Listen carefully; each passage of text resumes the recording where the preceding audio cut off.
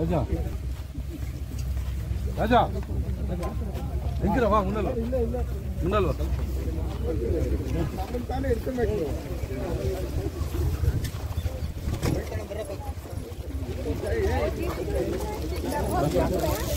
BML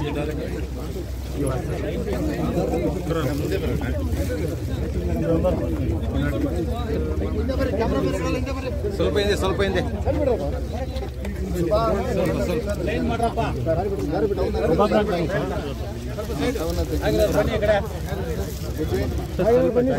राजा वाह राजा नवीन नवीन मुद्रा मुद्रा एक मिनट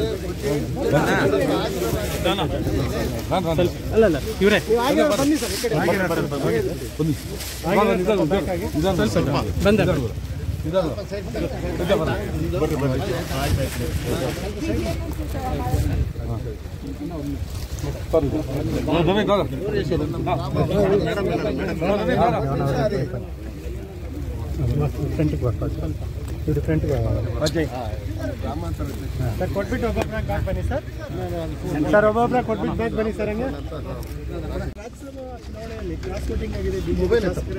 ಬಿಜೆಪಿಗೆ ಹಿನ್ನಡೆ ಆಗಿದೆ ಅಂತ ಹೇಳ್ತಿದ್ದಾರೆ.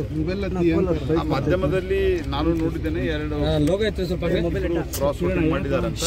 ಸುಮ್ಮನಿರಪ್ಪ, ಪಕ್ಷದ ಸುಮ್ಮನಿರ ಚಿಹ್ನೆ ಮೇಲೆ ಆರಿಸಿ ಬಂದು ಈ ರೀತಿ ಮಾಡಿರುವುದು ಒಂದು ಬಹಳ ಅಕ್ಷಮ್ಯ ಅಪರಾಧ ಇದು. ಮತ್ತು ಇವರಿಗೆ ಯಾವ ಕಡೆನೂ ಒಂದು ಕಡೆ ಗಟ್ಟಿಯಾಗಿರೋದಿಲ್ಲ ಅನ್ನುವಂಥದ್ದು ಇವರ ಒಂದು ಧೋರಣೆಯಿಂದ ಗೊತ್ತಾಗಿದೆ. ಪಾರ್ಟಿ ಅದಕ್ಕೆ ಸೂಕ್ತವಾದಂಥ ಕ್ರಮವನ್ನು ಕೈಗೊಳ್ಳುತ್ತೆ. ಪಾರ್ಟಿ ಅಧ್ಯಕ್ಷರು ನಾವೆಲ್ಲ ಚರ್ಚೆ ಮಾಡಿ ತೀರ್ಮಾನ ಮಾಡ್ತೀವಿ. ಸ್ಥಾನಕ್ಕೆ ರಾಜೀನಾಮೆ ಕೊಡ್ತಾರೆ ಅಂತ ಮಾಹಿತಿ ಇದೆ. ಅವರು ಏನು ಮಾಡ್ತಾರೆ ಮುಂದೆ ನೋಡೋಣ. ಇನ್ ದ ಮೀನ್ ವೈಲ್ ನಾವು ನಮ್ಮ ಪಾರ್ಟಿ ಫೋರಮ್ದಲ್ಲಿ ನಮ್ಮ ರಾಜ್ಯಾಧ್ಯಕ್ಷರು ಉಳಿದ ಪ್ರಮುಖರು ಮಾತನಾಡಿ ಆ ನಂತರ ಸೂಕ್ತವಾದ ನಿರ್ಮಲಾ ಸೀತಾರಾಮನ್ ಅವರನ್ನ ತೀರ್ಮಾನವನ್ನು ನಾವು ತೆಗೆದುಕೊಳ್ತೀವಿ. ಸರ್, ಈಗ ಬಿಜೆಪಿನಲ್ಲಿ ಅವ್ರನ್ನ ಕರೆದು ನೀವು ಮಂತ್ರಿ ಮಾಡಿ ಎಲ್ಲ ಅವ್ರ ಅಧಿಕಾರ ಕೊಟ್ಟಿದ್ದೀರಾ, ಈ ರೀತಿ ಮಾಡುವಂಥದ್ದು ಎಷ್ಟು ತಪ್ಪು ಅಂತ ಆಲ್ರೆಡಿ ಹೇಳಾಗಿದೆ. ಅಲ್ಲ, ತಪ್ಪು ಮಾಡಿದ್ದಾರೆ, ಅನೇಕರು ತಪ್ಪು ಮಾಡ್ತಾ ಇರ್ತಾರೆ. ಅವ್ರ ಬಗ್ಗೆ ಗೊತ್ತಿತ್ತು ಸರ್, ಮುಂಚೆನೇ ಕ್ರಮ ವಹಿಸಬೇಕಿತ್ತು ಅಂತೇಳಿ ಚರ್ಚೆ ಆಗ್ತಾ ಇದೆ ಸರ್. ನೋಡಿ, ಏನು ಕ್ರಮ ವಹಿಸಬೇಕಾಗಿತ್ತು ಎಲ್ಲ ಕ್ರಮ ವಹಿಸಿ ಆದ್ಮೇಲೆ ಈ ರೀತಿ ಮಾಡಿದ್ದಾರೆ. ಮುಂದಿನ ಕ್ರಮ ಏನು ಮಾಡಬೇಕು ಅಂತ ಅದ್ರ ಬಗ್ಗೆ ಈಗ ನನಗೆ ಗೊತ್ತಿರಲಾರ್ದೆ ನಾನೇನು ಮಾತಾಡಲ್ಲ. ಅದ್ರ ಆಮಿಷ ಇರಲಾರ್ದೆ ಏನೋ ಮಾಡೋದು. ಸರ್, ನಿರ್ಮಲಾ ಸೀತಾರಾಮನ್ ಅವರನ್ನ ಅವರು ಭೇಟಿ ಮಾಡಕ್ ಪ್ರಯತ್ನ ಮಾಡಿದ್ರಂತೆ, ಅವ್ರು ಸಿಗ್ಲಿಲ್ವ? ಎಲ್ಲ ಬೋಗಸ್ ಇದು. ರಾಜ್ಯಸಭಾ ಸದಸ್ಯರು ಸಾಮಾನ್ಯವಾಗಿ ಪಾರ್ಟಿ ಬೇಸ್ ಮೇಲೆ ಆರಿಸಿ ಬರ್ತಾರೆ. ಈಗೇನು ಇವರೆಲ್ಲ ಆರಿಸಿ ಬಂದಿದಾರಲ್ಲ, ಇವ್ರು ಹೋದ ತಕ್ಷಣ ಇವ್ರ ಮನೆಗೆ ಸ್ವಾಗತ ಮಾಡಿ ಇವ್ರ ಮನೆಯಲ್ಲೇ ಇಟ್ಕೋತಾರೆ. ಇವ್ರ ಮನೆಯಲ್ಲೇ ವಸತಿ ಓಡೋರಿದ್ದಾರೆ ಅವರು. It is all utter nonsense. Sir, ಮತಗಳು ಇಲ್ಲದೆ ಹೋದ್ರೆ NDA ಇಂದ 3-4ನೇ ಅಭ್ಯರ್ಥಿ ಹಾಕೋ ಅವಶ್ಯಕತೆ ಇತ್ತ ಅಂತ. ಮತಗಳು ನಮ್ಗೆ ಕೇವಲ 4 ಮತ ಕಮ್ಮಿ ಇತ್ತು. ಹಾಗಾಗಿ ನಾವು NDAದಿಂದ ಹಾಕಿದ್ವಿ. ಬಿಜೆಪಿಯಿಂದ ಒಂದು, NDAದಿಂದ ಜನತಾದಳದಿಂದ ಒಂದು ಹಾಕಿದ್ವಿ. ಅದರಲ್ಲಿ ಏನು ತಪ್ಪಿಲ್ಲ, ಪ್ರಜಾಪ್ರಭುತ್ವ ವ್ಯವಸ್ಥೆ ಇದು. ಆದರೆ ಇದರಲ್ಲಿ ನಮ್ಮ ಪಾರ್ಟಿಯವರು ನಮಗೆ ಮೋಸ ಮಾಡಿರುವಂಥದ್ರ ಬಗ್ಗೆ ನಾವು ಮುಂದೆ ಕ್ರಮ ಏನು ಕೈಗೊಳ್ಳಬೇಕು ಮತ್ತು ಮುನ್ನೆಚ್ಚರಿಕೆ ಏನು ತೆಗೆದುಕೊಳ್ಳಬೇಕು. ಜನಾರ್ದನ್ ರೆಡ್ಡಿ ಸಹ ನಿಮ್ಮ ಪಕ್ಷದಲ್ಲಿ ಇದೆ. ಜನಾರ್ದನ್ ರೆಡ್ಡಿ ಇಂಡಿಪೆಂಡೆಂಟ್ ಇರೋದ್ರಿಂದ ಅವ್ರ ಬಗ್ಗೆ ನಾನೇನು ಮಾತಾಡಲ್ಲ. ಅವ್ರು ಹೇಗೆ ಡಿಸಿಷನ್ ತಗೊಂಡಿದ್ದಾರೆ, ಅವ್ರು ಯಾಕೆ ಡಿಸಿಷನ್ ತಗೊಂಡಿದ್ದಾರೆ ಅದು ಅವ್ರಿಗೆ ಬಿಟ್ಟದ್ದು. ನಮ್ಮ ಪಾರ್ಟಿ ಅವರು ಇಬ್ಬರು ಏನು ಸದಸ್ಯರು ಮಾಡಿದ್ದಾರೆ ಅಂತ ವರದಿ ಬರ್ತಾ ಇದೆ. ಅದ್ರ ಬಗ್ಗೆ ನಾವು ಸಂಪೂರ್ಣವಾಗಿ ವಿವರವನ್ನು ಪರಿಶೀಲಿಸಿ ನಿರ್ಣಯ ಇವತ್ತಿನ ಭೇಟಿ ಉದ್ದೇಶ ಸರ್, ಇನ್ನು ಮಿಕ್ಕಿದ್ದು ಹೇಳಿಸ್ತೀರಿ ಬನ್ರಿ. ಅಲ್ಲಿ ಇನ್ನ ಏನೇನು ಹೇಳ್ಬೇಕಂತ ಅವರೇ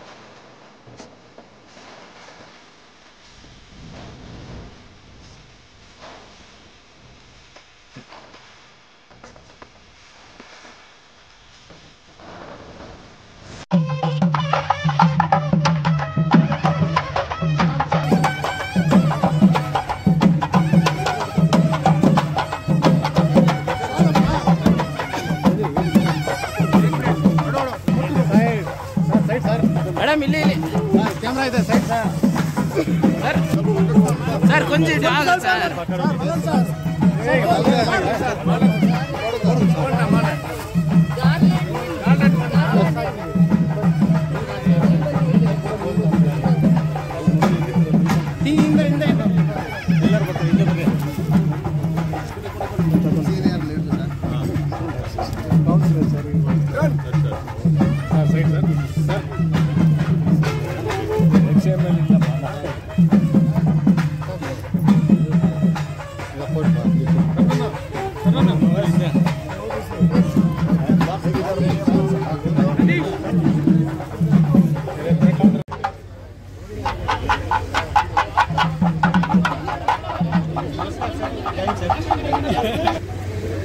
afternoon to everyone.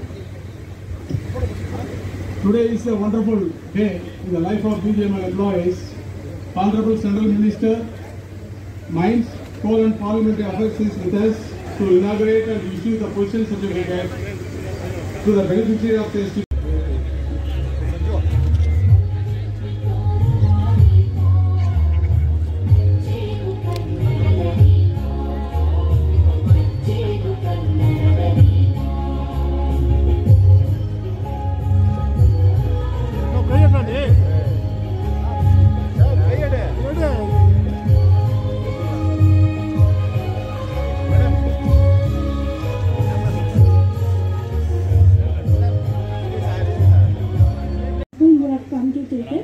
Due to paucity of time, our minister may not be able to handle. Madam इधर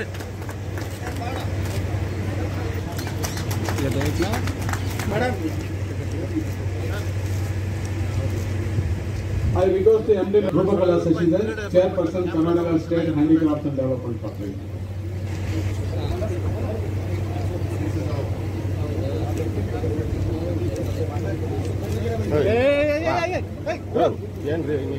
ಲೈವ್ ಬರ್ತಾ ಇದೀವಿ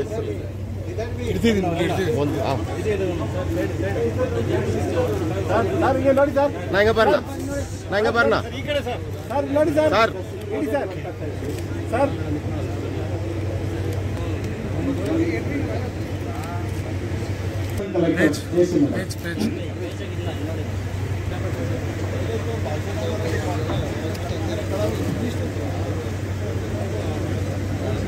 Now I request KGF MLA, Mrs. M. Rupakala. Mines ಮತ್ತು ಕೋಲ್ ಮಿನಿಸ್ಟ್ರಿಯ ಜವಾಬ್ದಾರಿಯನ್ನು ತಗೊಂಡು ಅಲಂಕರಿಸಿ ಬಹಳ ಅತ್ಯುನ್ನತವಾಗಿರುವಂಥ ಜವಾಬ್ದಾರಿ ಸ್ಥಾನ ಇದು. ಸರ್ಕಾರದಲ್ಲಿ ಅಲಂಕರಿಸಿ ಬಹಳ ಜವಾಬ್ದಾರಿಯಿಂದ ಕೆಲಸ ಮಾಡುವಂಥ ಇದು ಜವಾಬ್ದಾರಿ ಕೂಡ ಆಗಿದೆ. ಅವರು ಇವತ್ತು KGFಗೆ ಬಂದಿದ್ದಾರೆ. ದೂರದೃಷ್ಟಿ ಏನಿದೆ, ಯಾವ ವಿಚಾರದ ಬಗ್ಗೆ ಅವ್ರಿಗೆ ಕಳಕಳಿ ಇದೆ ಅನ್ನೋದು ತೋರಿಸುತ್ತೆ. ಆದ್ರೂ ಇನ್ನೂ ಕೆಲವೊಂದು ವಿಚಾರಗಳು ಮಂತ್ರಿಗಳಿಗೆ ಗಮನಕ್ಕೆ ಬರುವಂಥದ್ದು ಆಗ್ಬೇಕಾಗಿತ್ತು. ಆದ್ರೆ ಈ ದಿನ ಅವ್ರನ್ನ ನಾನು ಗೌರವವಾಗಿ ಈ ವೇದಿಕೆಯಲ್ಲಿ ಅಲಂಕರಿಸಿದ್ದಾರೆ. ಅವರಿಗೆ ಗೌರವವನ್ನು ತೋರಿಸ್ತಾ ನಮ್ಮ ಕೋಲಾರ ಜಿಲ್ಲೆಯ ಲೋಕಸಭೆ ಸದಸ್ಯರು, ಸೋದರ ಸಮಾನರು ಇವತ್ತು ಈ ವೇದಿಕೆಯಲ್ಲಿ ಮುನುಸ್ವಾಮಿ ಅವರು ಕೂಡ ಈ ವೇದಿಕೆಯನ್ನು ಅಲಂಕರಿಸಿದ್ದಾರೆ. ಸಮಸ್ಯೆ ಅಂತ ಬಂದಾಗ ನಾವು ಜನಪ್ರತಿನಿಧಿಗಳು ಒಂದೇ ವೇದಿಕೆಯನ್ನ ಹಂಚ್ಕೋಬೇಕಾಗತ್ತೆ. ಅದೇ ಈ ದಿನ ಮತ್ತೆ ಈ ವಾತಾವರಣ ಕೂಡ ಆಗಿದೆ ಅಂತ ಹೇಳ್ತಾ, ಮೈನ್ಸ್ನ ಬಹಳ ಜನ ಅಧಿಕಾರಿಗಳನ್ನ ನಾವು ಭೇಟಿ ಆಗ್ತಾ ಇದ್ರಿ. ಅದರಲ್ಲೂ ಈ ಮೇಡಮ್ ಒಬ್ಬರು ಬಹಳ ಸತಿ MD ಅವ್ರನ್ನ ನಾವು ಮಾತಾಡಿದ್ವಿ. ಒಂದ್ಸತಿ ನೇರವಾಗಿ ನನಗೆ ಸೆಷನ್ ಇದ್ದಾಗ ಭೇಟಿ ಆದೆ, ಅವ್ರನ್ನ ಮಾತಾಡುವಂತ ಪ್ರಯತ್ನ ಮಾಡಿದೆ. ನಾವು ಏನೇ ಪ್ರಯತ್ನ ಮಾಡಿದ್ರು ನಮ್ಮ ಎಂಪ್ಲಾಯೀಸ್ ಏನ್ ಕಷ್ಟ ಇದೆ ಅಂತ, 20 ವರ್ಷಗಳಿಂದ ಏನ್ ಕಷ್ಟ ಅನುಭವಿಸಿದ್ದಾರೆ, ಅವರ ನರಕ ಏನು, ಅವರ ಜೀವನ ಏನು, ಅವ್ರ ಪರಿಸ್ಥಿತಿ ಏನು ಅಂತ ಅರ್ಥ ಮಾಡಿಸೋದ್ರಲ್ಲಿ ಖಂಡಿತವಾಗಿ ಫೇಲ್ಯೂರ್ ಆಗಿದ್ದೀವಿ ಅನ್ನುವಂಥ ನೋವನ್ನ ನಾನು ನೋವಿನಿಂದಾನೇ ಹೇಳ್ತೀನಿ. 100 ವರ್ಷಗಳ ಚರಿತ್ರೆ ಇದೆ. ಎಂಪ್ಲಾಯೀಸ್ ಆಗಲಿ, STPP ಎಂಪ್ಲಾಯೀಸ್ ಆಗಲಿ, 2 to 3 ಜನರೇಷನ್ಸ್ ಫ್ಯಾಮಿಲಿ ಕೆಲಸ ಮಾಡಿಕೊಂಡು ಬಂದಿದೆ. ಇವತ್ತು ನಾವು ಪೊಸಿಷನ್ ಸರ್ಟಿಫಿಕೇಟ್ ಒಂದು 2000 ಫ್ಯಾಮಿಲೀಸ್ಗೆ ಮಾತ್ರ ಕೊಡ್ತಾ ಇದ್ದೀವಿ sir. Please don't mind sir. ಯಾಕೆ ನಾನು ನಿಮಗೆ ಈ ವಿಚಾರ ಹೇಳ್ತಾ ಇದ್ದೀನಿ ಅಂದರೆ, ನಾವು ಬರೀ ಒಂದು 2000 ಫ್ಯಾಮಿಲೀಸ್ಗೆ STPP ಅಂದರೆ ಸ್ಪೆಷಲ್ ಟರ್ಮಿನಲ್ ಪ್ಯಾಕೇಜ್ ಬೆನಿಫಿಟ್ ಅಂತ, at the end of the day ಅಂದರೆ ನಾವು ಮೈನ್ಸ್ನ ಕ್ಲೋಸ್ ಮಾಡುವಂಥ ಸಂದರ್ಭದಲ್ಲಿ 2001 ಮೈನ್ ಸಿಕ್ ಇಂಡಸ್ಟ್ರಿ ಅಂತ ಕನ್ಸಿಡರೇಷನ್ ಆಗಿ ಮೈನ್ಸ್ನ ಕ್ಲೋಸ್ ಮಾಡುವಾಗ March 1 ಮೈನ್ಸ್ನ ಕ್ಲೋಸ್ ಮಾಡುವಂಥ ಸಂದರ್ಭದಲ್ಲಿ STPP ಎಂಪ್ಲಾಯೀಸ್ ಯಾರಿದ್ರು ಅವರು ಇವತ್ತು ಸ್ಪೆಷಲ್ ಟರ್ಮಿನಲ್ ಬೆನಿಫಿಟ್ ಪ್ಯಾಕೇಜಲ್ಲಿ ಇವತ್ತಿನ ಬೆನಿಫಿಷಿಯರೀಸು ಪೊಸಿಷನ್ ಸರ್ಟಿಫಿಕೇಟ್ ತಗೋತಾ ಇದ್ದಾರೆ. ನೀವೇನಾದ್ರೂ ಆ ಪೊಸಿಷನ್ ಸರ್ಟಿಫಿಕೇಟ್ ತಗೊಳ್ಳೋ ಅಂತ ಒಂದು ಮನೆಗೆ ಕಾಲಿಟ್ರೆ ನೀವು ಆ ದಿನ ಊಟ ಮಾಡಲ್ಲ, ನಿದ್ದೆ ಮಾಡಲ್ಲ ಸರ್. ಆ ಪರಿಸ್ಥಿತಿಯಲ್ಲಿ ನಮ್ಮ ಜನ ಇದ್ದಾರೆ. ನಾವು ಗಟ್ಟಿಯಾಗಿ ಮಾತಾಡ್ತೀವಿ ಅನ್ನೋದು ಒಂದೇ ತಪ್ಪಾಗಿದೆ ಬಿಟ್ರೆ ಇಲ್ಲಿನ ಜನ ರಕ್ತ ಕೊಟ್ಟಿದ್ದಾರೆ, ಪ್ರಾಣ ಕೊಟ್ಟಿದ್ದಾರೆ. ಯಾರು ಕೂಡ ಇಡೀ ದೇಶದಲ್ಲಿ ಯಾರು ಕೂಡ ಅಷ್ಟು ಕೆಳಗಡೆ ಇರುವಂತ ಡೀಪೆಸ್ಟ್ ಮೇನ್ ಅಲ್ಲಿ ಹೋಗಿ ಕೆಲಸ ಮಾಡಲ್ಲ. ಮನೆ ಹೆಂಗಿದೆ ಅಂದ್ರೆ ಸರ್, ಮನೆ ಆ ಕಾಲದಲ್ಲಿ ಕಟ್ಟಿರುವಂತ ಮನೆ. ಅದಾದ್ಮೇಲೆ ಇಲ್ಲಿ ನಿಮ್ಗೆ ಎರಡೇ ವಿಚಾರ ಹೇಳ್ತೀನಿ ಸರ್. ಓನ್ಲಿ ನನಗೆ 2 ವಿಚಾರ ಹೇಳಲಿಕ್ಕೆ ಅವಕಾಶ ಮಾಡಿಕೊಡಿ. ಏನು 2 ವಿಚಾರ ಅಂದ್ರೆ, ಎಕ್ಸ್ ಎಂಪ್ಲಾಯೀಸ್ ಯಾರಿದ್ದಾರೆ BGML ಎಕ್ಸ್ ಎಂಪ್ಲಾಯೀಸ್ 5000 ಫ್ಯಾಮಿಲೀಸ್ ಇದ್ದಾರೆ ಸರ್. ಅವ್ರ ಫ್ಯಾಮಿಲೀಸು ಕೂಡ ಆಲ್ಮೋಸ್ಟ್ 2 to 3 ಜನರೇಷನ್ ಸರ್ವಿಸ್ ಮಾಡಿದೆ, ಪ್ರಾಣ ಕೊಟ್ಟಿದೆ, ತ್ಯಾಗ ಮಾಡಿದೆ. ಅವರು ಕೂಡ ಎಲಿಜಿಬಲ್ ಇದ್ದಾರೆ. VRS ತಗೋತಾರೆ ಸರ್. VRS ತಗೊಳ್ಳೋ ಅಂತವ್ರಿಗೂ ಕೂಡ ಎಲಿಜಿಬಿಲಿಟಿ ಇದೆ ಸರ್. ಅವ್ರ ಹಕ್ಕದು ಸರ್. ನಾವು ಖಂಡಿತ ಎಲ್ರಿಗೂ ನಾವು ಯಾವತ್ತು ಪ್ರಾಮಾಣಿಕವಾಗಿರುವಂತ ಪ್ರಯತ್ನ ಮಾಡ್ತೀವಿ, ನ್ಯಾಯ ಕೊಡ್ತೀವಿ. ಅವ್ರ ಮನೆ ನಾವು ನೋಡಿದ್ರೆ ಸರ್, ಅವ್ರ ಮನೆಗಳನ್ನ ನಾವು ಖಂಡಿತವಾಗಿ ವಿಸಿಟ್ ಮಾಡಿದ್ರೆ ನಾವು ನಿಜವಾಗ್ಲೂ ಇಷ್ಟು ವರ್ಷಗಳ ಕಾಲ ಯಾಕೆ ಸುಮ್ಮನೆ ಇದ್ವಿ ಅಂತ ನೋವಾಗುತ್ತೆ. ಇದು ಕೂಡ ಸರ್ ನಾವು ಅವ್ರಿಗೆ ಗೌರವವಾಗಿ ಮಾಡ್ತಾ ಇರೋದಲ್ಲ, ಕೋರ್ಟ್ ಡಿಸಿಷನ್ ಸರ್. ಇದು ಹೈಕೋರ್ಟ್ ಡಿಸಿಷನ್ ತಗೊಂಡಿದೆ. ಯಾವಾಗ ತಗೊಂಡಿದೆ?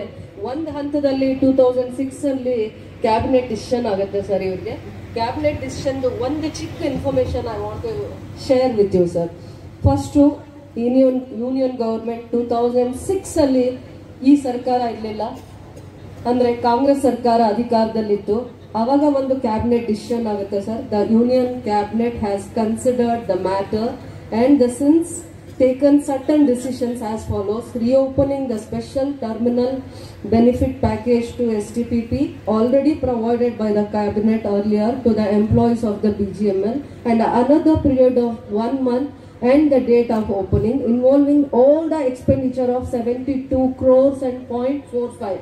ಆ ಸಂದರ್ಭದಲ್ಲಿ ಕ್ಯಾಬಿನೆಟ್ ಡಿಸಿಷನ್ ಆಗಿ 72 crores ಏನು ಇದಿತ್ತು, ಅರಿಯರ್ಸ್ ಇತ್ತು, ಕೊಟ್ಟಿದ್ದಾರೆ. ಇನ್ನು there is a pending 53 crores arrears is pending sir. ಆ ಸಂದರ್ಭದಲ್ಲಿ 72 crores ನ ಕ್ಲಿಯರ್ ಮಾಡ್ತಾರೆ. ಅದಾದ್ಮೇಲೆ ಇದು ಕೋರ್ಟ್ ಅಲ್ಲಿ ಫೈಟ್ ಮಾಡೋದು ಸರ್. ಇದೆಲ್ಲ ಕೋರ್ಟ್ ಅಲ್ಲಿ ಫೈಟ್ ಮಾಡಾದ್ಮೇಲೆ ಆ ಹೈಕೋರ್ಟ್ ಏನ್ ಮಾಡುತ್ತೆ, ಆ company has filed an appeal against the order. Division bench high court ಅಲ್ಲಿ ಒಂದು ಡಿಸಿಷನ್ ಆಗುತ್ತೆ ಸರ್. ಏನ್ ಡಿಸಿಷನ್ ಆಗುತ್ತೆ? After the various settlement of honourable division bench, it is a judgment of the date of 26/9/2003 said that the order of single bench, the bench is also recommended the central government. One minute because it is very important. He is in the power. Tomorrow you will be in the power, and this is the information. One minute please, this is very important to him. This is a judgment dated 26/9/2003 set an order of the single bench. The bench was recommended to the central government a few relief measures like a benefit of VRS transfer, conveying the quarters, houses, and the concessional rate of the employees, providing the land allotted to the company. Excess land is recommendable at the rate of reasonable rates to the needy of ex-employees. Sir, ನಾನು ಇವತ್ತು ನಿಮಗೆ ಪ್ರಾರ್ಥನೆ ಅಷ್ಟೇ ಮಾಡ್ತೇನೆ sir. 10 ವರ್ಷ ಅಧಿಕಾರ ಇತ್ತು. ಇದಕ್ಕೆ ಮೈನ್ಸ್ ಅಂದ್ರೆ ಏನು ತ್ಯಾಗ ಏನ್ ಮಾಡಿದ್ದಾರೆ ಎಂಪ್ಲಾಯೀಸ್ಗೆ ಒಂದು ನ್ಯಾಯ ಸಿಕ್ಕಕ್ಕೆ ಆಗ್ಲಿಲ್ಲ. ಆಲ್ಮೋಸ್ಟ್ 800 tons ನ ಒಂದು 2 to 3 ಜನರೇಷನ್ಸ್ ಇಲ್ಲಿ ಕೆಲಸ ಮಾಡಿರುವಂತ ಎಂಪ್ಲಾಯೀಸ್ ಯಾರು ಕೂಡ ಅರ್ಧ ಗಂಟೆ 1000 feet ಡೆಪ್ತ್ ಅಲ್ಲಿ ಹೋದ್ರೆ ಅರ್ಧ ಗಂಟೆ ನೀರು ಕುಡಿಯಕ್ಕಾಗಲ್ಲ, ಊಟನೂ ತಿನ್ನಕ್ಕಾಗಲ್ಲ. Years together they struggle, they lost their family members, they loved one. Life ಅಲ್ಲಿ ಎಲ್ಲಾ ಸ್ಯಾಕ್ರಿಫೈಸ್ ಮಾಡ್ತಾರೆ ಸರ್. ಒಂದು ಕೆಲಸ ಆಪರ್ಚುನಿಟಿ ಅವ್ರಿಗೆ ಸಿಗಲ್ಲ, ಉದ್ಯೋಗ ಸಿಗಲ್ಲ. ಇಲ್ಲಿ ಕೆಲಸ ಮಾಡಿರುವಂತ ಭಾರತ್ ಗೋಲ್ಡ್ ಮೈನ್ಸ್ ಅಲ್ಲಿ ಕೆಲಸ ಮಾಡಿರುವಂತ ಎಕ್ಸ್ ಎಂಪ್ಲಾಯೀಸ್ಗೆ ಒಂದು ಜಾಬ್ ಆಪರ್ಚುನಿಟಿ ಸಿಗಲ್ಲ, ಮತ್ತೊಂದು ಪಬ್ಲಿಕ್ ಸೆಕ್ಟರ್ ಬರಲ್ಲ. ಆ ಕುಟುಂಬಗಳಿಗೆ ಯಾರು ತನ್ನ ಕುಟುಂಬದವ್ರನ್ನ ಕಳ್ಕೊಂಡಿರ್ತಾರೆ, ಕುಟುಂಬದಲ್ಲಿ ತುಂಬಾ ಹತ್ತಿರದವ್ರನ್ನ ದುಡಿಯೋರ್ನ ಕಳ್ಕೊಂಡಿರ್ತಾರೆ, ಅವ್ರಿಗೆ ಪರ್ಯಾಯವಾಗಿ ಒಂದು ಉದ್ಯೋಗ ಆಗಲ್ಲ. ಏನ್ ಬ್ಯಾಡ್ ಲಕ್ ಅಂದ್ರೆ ಗೋಲ್ಡ್ ಮೈನ್ಸ್ ಆಗ್ಲಿ ಇನ್ನೊಂದಾಗ್ಲಿ ಯಾವಾಗ್ಲೂ ಕೇಂದ್ರ ಸರ್ಕಾರದಲ್ಲಿ ಇರುತ್ತೆ. ಕೇಂದ್ರ ಸರ್ಕಾರಕ್ಕೆ ಕಮ್ಯುನಿಕೇಶನ್ ಮಾಡೋ ಅಂತ ರೆಸ್ಪಾನ್ಸಿಬಿಲಿಟೀಸ್ ಯಾರಿಗಿರುತ್ತೆ ಅಂತಂದ್ರೆ ಜನಪ್ರತಿನಿಧಿಗಳಿಗೆ ಇರುತ್ತೆ. ಯಾರಿಗಿರುತ್ತೆ? ಜನಪ್ರತಿನಿಧಿಗಳಿಗೆ ಇರುತ್ತೆ.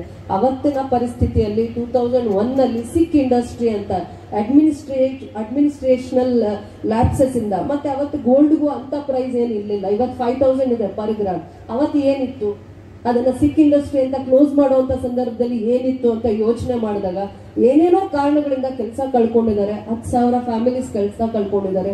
ಇವತ್ತು ಒಂದು 800 to 1000 ಫ್ಯಾಮಿಲೀಸು 2000 ಫ್ಯಾಮಿಲೀಸು 10/10 ಇಲ್ಲ ಸರ್. ನಾವೀಗ 1000 ಮೆಂಬರ್ಸ್ಗೆ ಕೊಡ್ತಾ ಇದೀವಲ್ಲ ಪೊಸಿಷನ್ ಸರ್ಟಿಫಿಕೇಟ್. ಮನೆ ಎಷ್ಟು ಡೈಮೆನ್ಷನ್ ಅಲ್ಲಿ ಇದೆ? RCC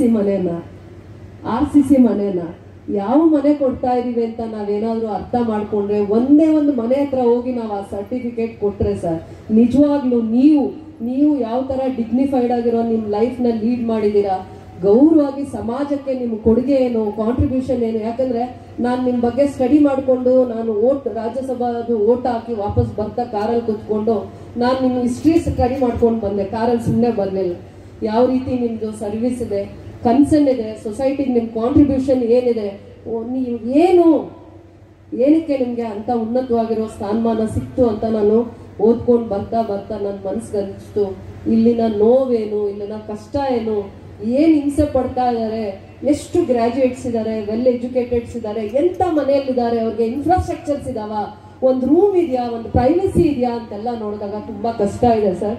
ಆದ್ರೂ ಕೂಡ ಅದು ಸಿಗ್ತಾ ಇದೆಯಾ ಅಂತೆಲ್ಲ ಎಷ್ಟೋ ಖುಷಿಯಾಗಿದ್ದಾರೆ ಸರ್. ಅದು ಯಾವುದೇ ಜಾಗ ಇವರು ಯಾವ ಮಣ್ಣಿಗೆ ಸೇವೆ ಮಾಡಿದ್ದಾರೆ, ಅವ್ರ ತಂದೆ ಇರ್ಬೋದು, ತಾತ ಇರ್ಬೋದು, ಆ ಫ್ಯಾಮಿಲೀಸ್ ಇರ್ಬೋದು, ಯಾವ ಮಣ್ಣಿಗೆ ಸೇವೆ ಮಾಡಿದ್ದಾರೆ ಆ ಮಣ್ಣಲ್ಲಿ ಇಷ್ಟು ಜಾಗ ಈ ಕುಟುಂಬದವ್ರಿಗೆ ಯಾರಿಗೂ ಇಲ್ಲ ಸರ್. ನಾನು ಮೈನ್ಸ್ ಮಿನಿಸ್ಟರ್ ಆಗಿದ್ದಾಗ ನಿಮ್ಗೆ ಒಂದು ಲೆಟರ್ ಬರೀತೀನಿ ಸರ್. ಒಂದು 200 ಎಕರ್ಸ್ನ 12,000 ಎಕರ್ಸ್ ಲ್ಯಾಂಡ್ ಇದೆ, ಮೋರ್ ದೆನ್ 12,000 ಎಕರ್ಸ್ ಲ್ಯಾಂಡ್ ಇದೆ. ಇಲ್ಲಿಗೋಸ್ಕರ ಪ್ರಾಣ ಬಿಟ್ಟಿರೋರ್ಗೆ, ಇಲ್ಲಿಗೋಸ್ಕರ 10 ವರ್ಷ 20 ವರ್ಷ 50 ವರ್ಷ ದುಡ್ದಿರೋರ್ಗೆ ಅಟ್ಲೀಸ್ಟ್ ಒಂದು 2000 ಅಲ್ಲ ಅಂದ್ರೆ 200 ಎಕರ್ಸ್ ಲ್ಯಾಂಡ್ ನ ರಿಸರ್ವ್ ಮಾಡೋಣ. ಯಾರು ಎಂಪ್ಲಾಯೀಸ್ ಇರ್ತಾರೆ, ಗೋಲ್ಡ್ ಮೈನ್ಸ್ ನ ಎಂಪ್ಲಾಯೀಸ್ ಯಾರು ಇರ್ತಾರೆ, BGML ಎಂಪ್ಲಾಯೀಸ್ಗೆ ಅವರಿಗೆ 200 ಎಕರ್ಸ್ ಅಲ್ಲಿ ಪ್ರಾಪರ್ ಇನ್ಫ್ರಾಸ್ಟ್ರಕ್ಚರ್ ನ ಕೊಟ್ಟು ಸೈಟ್ಸ್ ನ ಅಲೋಕೇಟ್ ಮಾಡೋಣ. ಅಂತದಕ್ಕೊಂದು ಪರ್ಮಿಷನ್ ತಗೊಳ್ಳಿ, ಒಂದು ಸ್ಪೆಷಲ್ ಆಗಿ ಇವ್ರನ್ನ ಟ್ರೀಟ್ ಮಾಡೋಣ. ಇವರಿಗೆ ಯಾವುದೇ ಒಂದು ದುಡಿಮೆ ಇಲ್ಲ, ಕೆಲಸ ಕಳ್ಕೊಂಡಿದ್ದಾರೆ. ಆದ್ರೆ 3 ಜನರೇಷನ್ಸ್ ಈ ಕುಟುಂಬಗಳು ಸೇವೆ ಮಾಡಿದೆ, ದೇಶಕ್ಕೆ ಸೇವೆ ಮಾಡಿದೆ. ಇವ್ರನ್ನ ನಾವು ಗುರ್ತಿಸುವಂತ ಪ್ರಯತ್ನ ಮಾಡೋಣ ಅಂತ ಆಲ್ಮೋಸ್ಟ್ ನಾವು ಮೈನ್ಸ್ ಆಫೀಸರ್ಸ್ ಮುಖಾಂತರ ಬಹಳ ನಾನು ಲೆಟರ್ ಕರೆಸ್ಪಾಂಡೆನ್ಸ್ ಮಾಡಿದ್ದೀನಿ.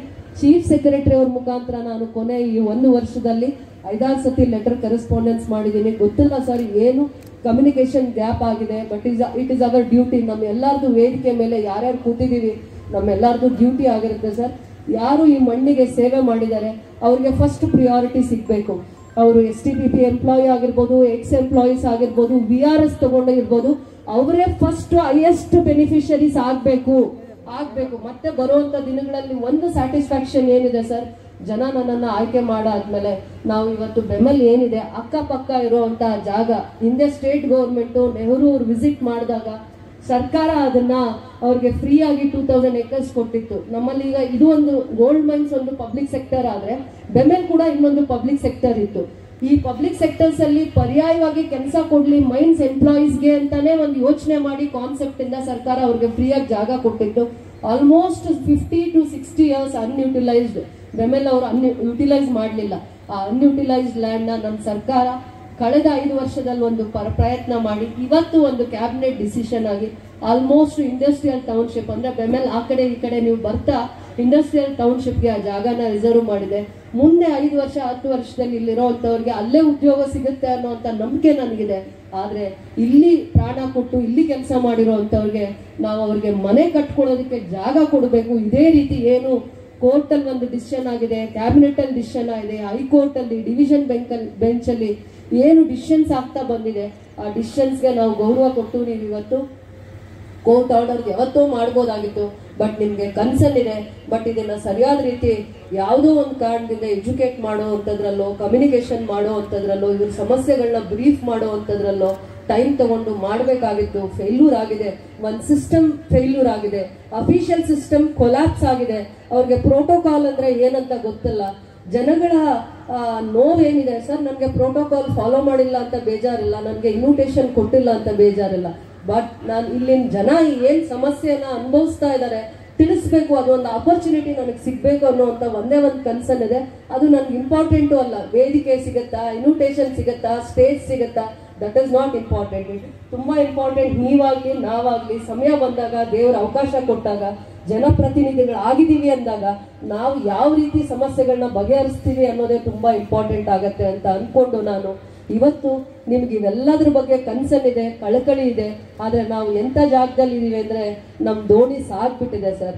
10 years ಅಲ್ಲಿ ನಾವ್ ಏನೆಲ್ಲ ಅಚೀವ್ಮೆಂಟ್ ಮಾಡ್ಬೇಕಾಗಿತ್ತು, ಎಂಡ್ ಆಫ್ ದ ಡೇ ಅಂದ್ರೆ ಹೋಗಿ ಇನ್ನೇನ್ ನಿಲ್ಸ್ಬೇಕು ಅನ್ನೋ ಜಾಗದಲ್ಲಿ ನಾವು ಬಂದು ನಿಮ್ ಮುಂದೆ ಬೇಡ್ಕೊಂಡು ನಿಂತಿದೀವಿ. ಏನಂದ್ರೆ ಸರ್, ತುಂಬಾ ಕಷ್ಟ ಜೀವಿಗಳು ಕಷ್ಟ ಬಿದ್ದಿದ್ದಾರೆ, ಸ್ವಾಭಿಮಾನ ಇದೆ ಅವರಲ್ಲಿ, ಎಫರ್ಟ್ಸ್ ಹಾಕಿದ್ದಾರೆ ಸರ್. ಆದ್ರೆ ರಿಸಲ್ಟ್ ಇಲ್ಲ. ರಿಸಲ್ಟ್ ಓರಿಯೆಂಟೆಡ್ ಅಲ್ಲಿ 0 ರಿಸಲ್ಟ್ ಇದೆ. ನನಗೆ ಇವತ್ತು ಸಮಾಧಾನ ಇಲ್ಲ ಸರ್. ಎಷ್ಟು ಜನಕ್ಕೆ ಇವತ್ತು ಪೊಸಿಷನ್ ಸರ್ಟಿಫಿಕೇಟ್ ಕೊಡ್ತಾ ಇದ್ದೀವಿ, ಅವ್ರ ಮನೆ ಹೇಗಿದೆ ಅಂತ ನೋಡಿದ್ರೆ ಆ ಜಾಗದಲ್ಲಿ ಒಂದು ರೂಮ್ ಇದೆಯಾ, ಒಂದು ಕಿಚನ್ ಇದೆಯಾ, ಒಂದು ಪ್ರೈವಸಿ ಇದೆಯಾ, ಟಾಯ್ಲೆಟ್ ಇದೆಯಾ, ಬಾತ್ರೂಮ್ ಇದೆಯಾ ಅಂದ್ರೆ ನೀವು ಈ ಸರ್ಟಿಫಿಕೇಟ್ ಕೊಡದೆ ವಾಪಸ್ ಹೋಗ್ತೀರಾ ಸರ್. ಮತ್ತೆ ಇವ್ರಿಗೆ ಬುದ್ಧಿ ಹೇಳಿ ಇವ್ರ ಹತ್ರ ಕೆಲಸ ತಗೋತೀರಾ ಸರ್. ಆ ತರ ಪರಿಸ್ಥಿತಿಯಲ್ಲಿ ನನ್ನ ಜನ ಇದ್ದಾರೆ ಸರ್. ನಂಗೆ ಅದು ಒಂದು ತುಂಬಾ ನೋವಿದೆ. ಬರೀ STPP ಅಂತ ಒಂದು ಕನ್ಸಿಡರೇಷನ್ ಮಾಡಿ VRS ತಗೊಂಡಿರೋರ್ನ ಎಕ್ಸ್ BGML ಎಂಪ್ಲಾಯೀಸ್ ನಾವು ಬಿಟ್ರೆ ಅದು ಕೂಡ ತುಂಬಾ ದೊಡ್ಡ ಅಪರಾಧ ಆಗುತ್ತೆ ಸರ್. ಈ ಪಾಯಿಂಟ್ಸ್ ನ ಇವ್ರು ನೋಟ್ ಮಾಡ್ಕೋಬೇಕು, ನ್ಯಾಯ ಕೊಡ್ಬೇಕು. ನಿಜವಾಗ್ಲೂ ಎಲ್ಲರೂ ಈಕ್ವಲ್. ಯಾರು ಎಂಪ್ಲಾಯೀಸ್ ಮೈನ್ಸ್ಗೋಸ್ಕರ ಕಷ್ಟ ಬಿದ್ದಿದ್ದಾರೆ, ಗೋಲ್ಡ್ ಮೈನ್ಸ್ಗೋಸ್ಕರ ಸ್ಯಾಕ್ರಿಫೈಸ್ ಮಾಡಿದ್ದಾರೆ, 10 years 20 years generations to generations sacrifice ಮಾಡಿ ಕೆಲಸ ಮಾಡ್ಕೊಂಡ್ ಬಂದಿದ್ದಾರೆ, ಅವ್ರಿಗೆ ನ್ಯಾಯ ಕೊಡಿಸೋ ಅಂತ ಎಲ್ಲಾ ಪ್ರಾಮಾಣಿಕವಾಗಿರುವಂತ ಪ್ರಯತ್ನ ನಾವು ಮಾಡಬೇಕು. ಕೋರ್ಟ್ ಡಿಸಿಷನ್ ಗೌರವ ಕೊಡಬೇಕು. ಸರ್ಕಾರ ಇದೆ, 10 ವರ್ಷಗಳ ಕಾಲ ಯಶಸ್ವಿಯಾಗಿ ಸರ್ಕಾರ ನಡೆಸಿದೀವಿ ಅನ್ನುವಂತ ಹೆಮ್ಮೆ ಕೂಡ ನಿಮಗಿದೆ. ಅದ್ರ ಜೊತೆಯಲ್ಲಿ ಎಂಪ್ಲಾಯೀಸ್ ಎಷ್ಟು ಅವಧಿಯಲ್ಲಿ, ಸರ್ಕಾರದ ಅವಧಿಯಲ್ಲಿ ಬೆನಿಫಿಟ್ ಸಿಕ್ಕಿದೆ, ನ್ಯಾಯ ಸಿಕ್ಕಿದೆ, ಅವ್ರಿಗೆ ಒಳ್ಳೇದಾಗಿದೆ ಅಂತ ಯೋಚನೆ ಮಾಡಿದಾಗ, ನಾವು ಹಿಂದೆ ತಿರುಗಿ ನೋಡಿದಾಗ 10 ವರ್ಷ ತುಂಬಾ ಒಳ್ಳೆ ಕಾಲಾವಕಾಶ ಇತ್ತು. ಇನ್ನೂ ಒಳ್ಳೆ ಕೆಲಸನೂ ಮಾಡ್ಬೋದಾಗಿತ್ತು. ನಾವು ಇವ್ರಿಗೆ ನ್ಯಾಯ ಸಿಗೋವಂಥದ್ದು, ಇವ್ರಿಗೆ ಬೆನಿಫಿಟ್ಸ್ ಆಗುವಂಥದ್ದು, ಕೋರ್ಟ್ ಆರ್ಡರ್ ಏನೇ ಆಗಿರ್ಲಿ ಸರ್ಕಾರ ಮುಂದೆ ಬಂದು ಕೆಲವೊಂದು ನಿರ್ಧಾರಗಳು ತಗೊಂಡಾಗ ಈ ಜನ ಸರ್ವೈವ್ ಆಗ್ತಾ ಇದ್ರು ಅಂತ ನನ್ನ ಅಭಿಪ್ರಾಯ ಹೇಳ್ತಾ, ನನಗೆ ಅವಕಾಶ ಮಾಡಿಕೊಟ್ಟಿದ್ದಕ್ಕೆ, ಆಪರ್ಚುನಿಟಿ ಕೊಟ್ಟದಕ್ಕೆ, ಇದು ಏನೇ ಇದ್ರೂ ಕೂಡ ನಾವು ಯಾವುದೇ ಪಕ್ಷದವರಾದ್ರೂ ನನಗೆ ಭೇದ ಭಾವ ಇಲ್ಲ.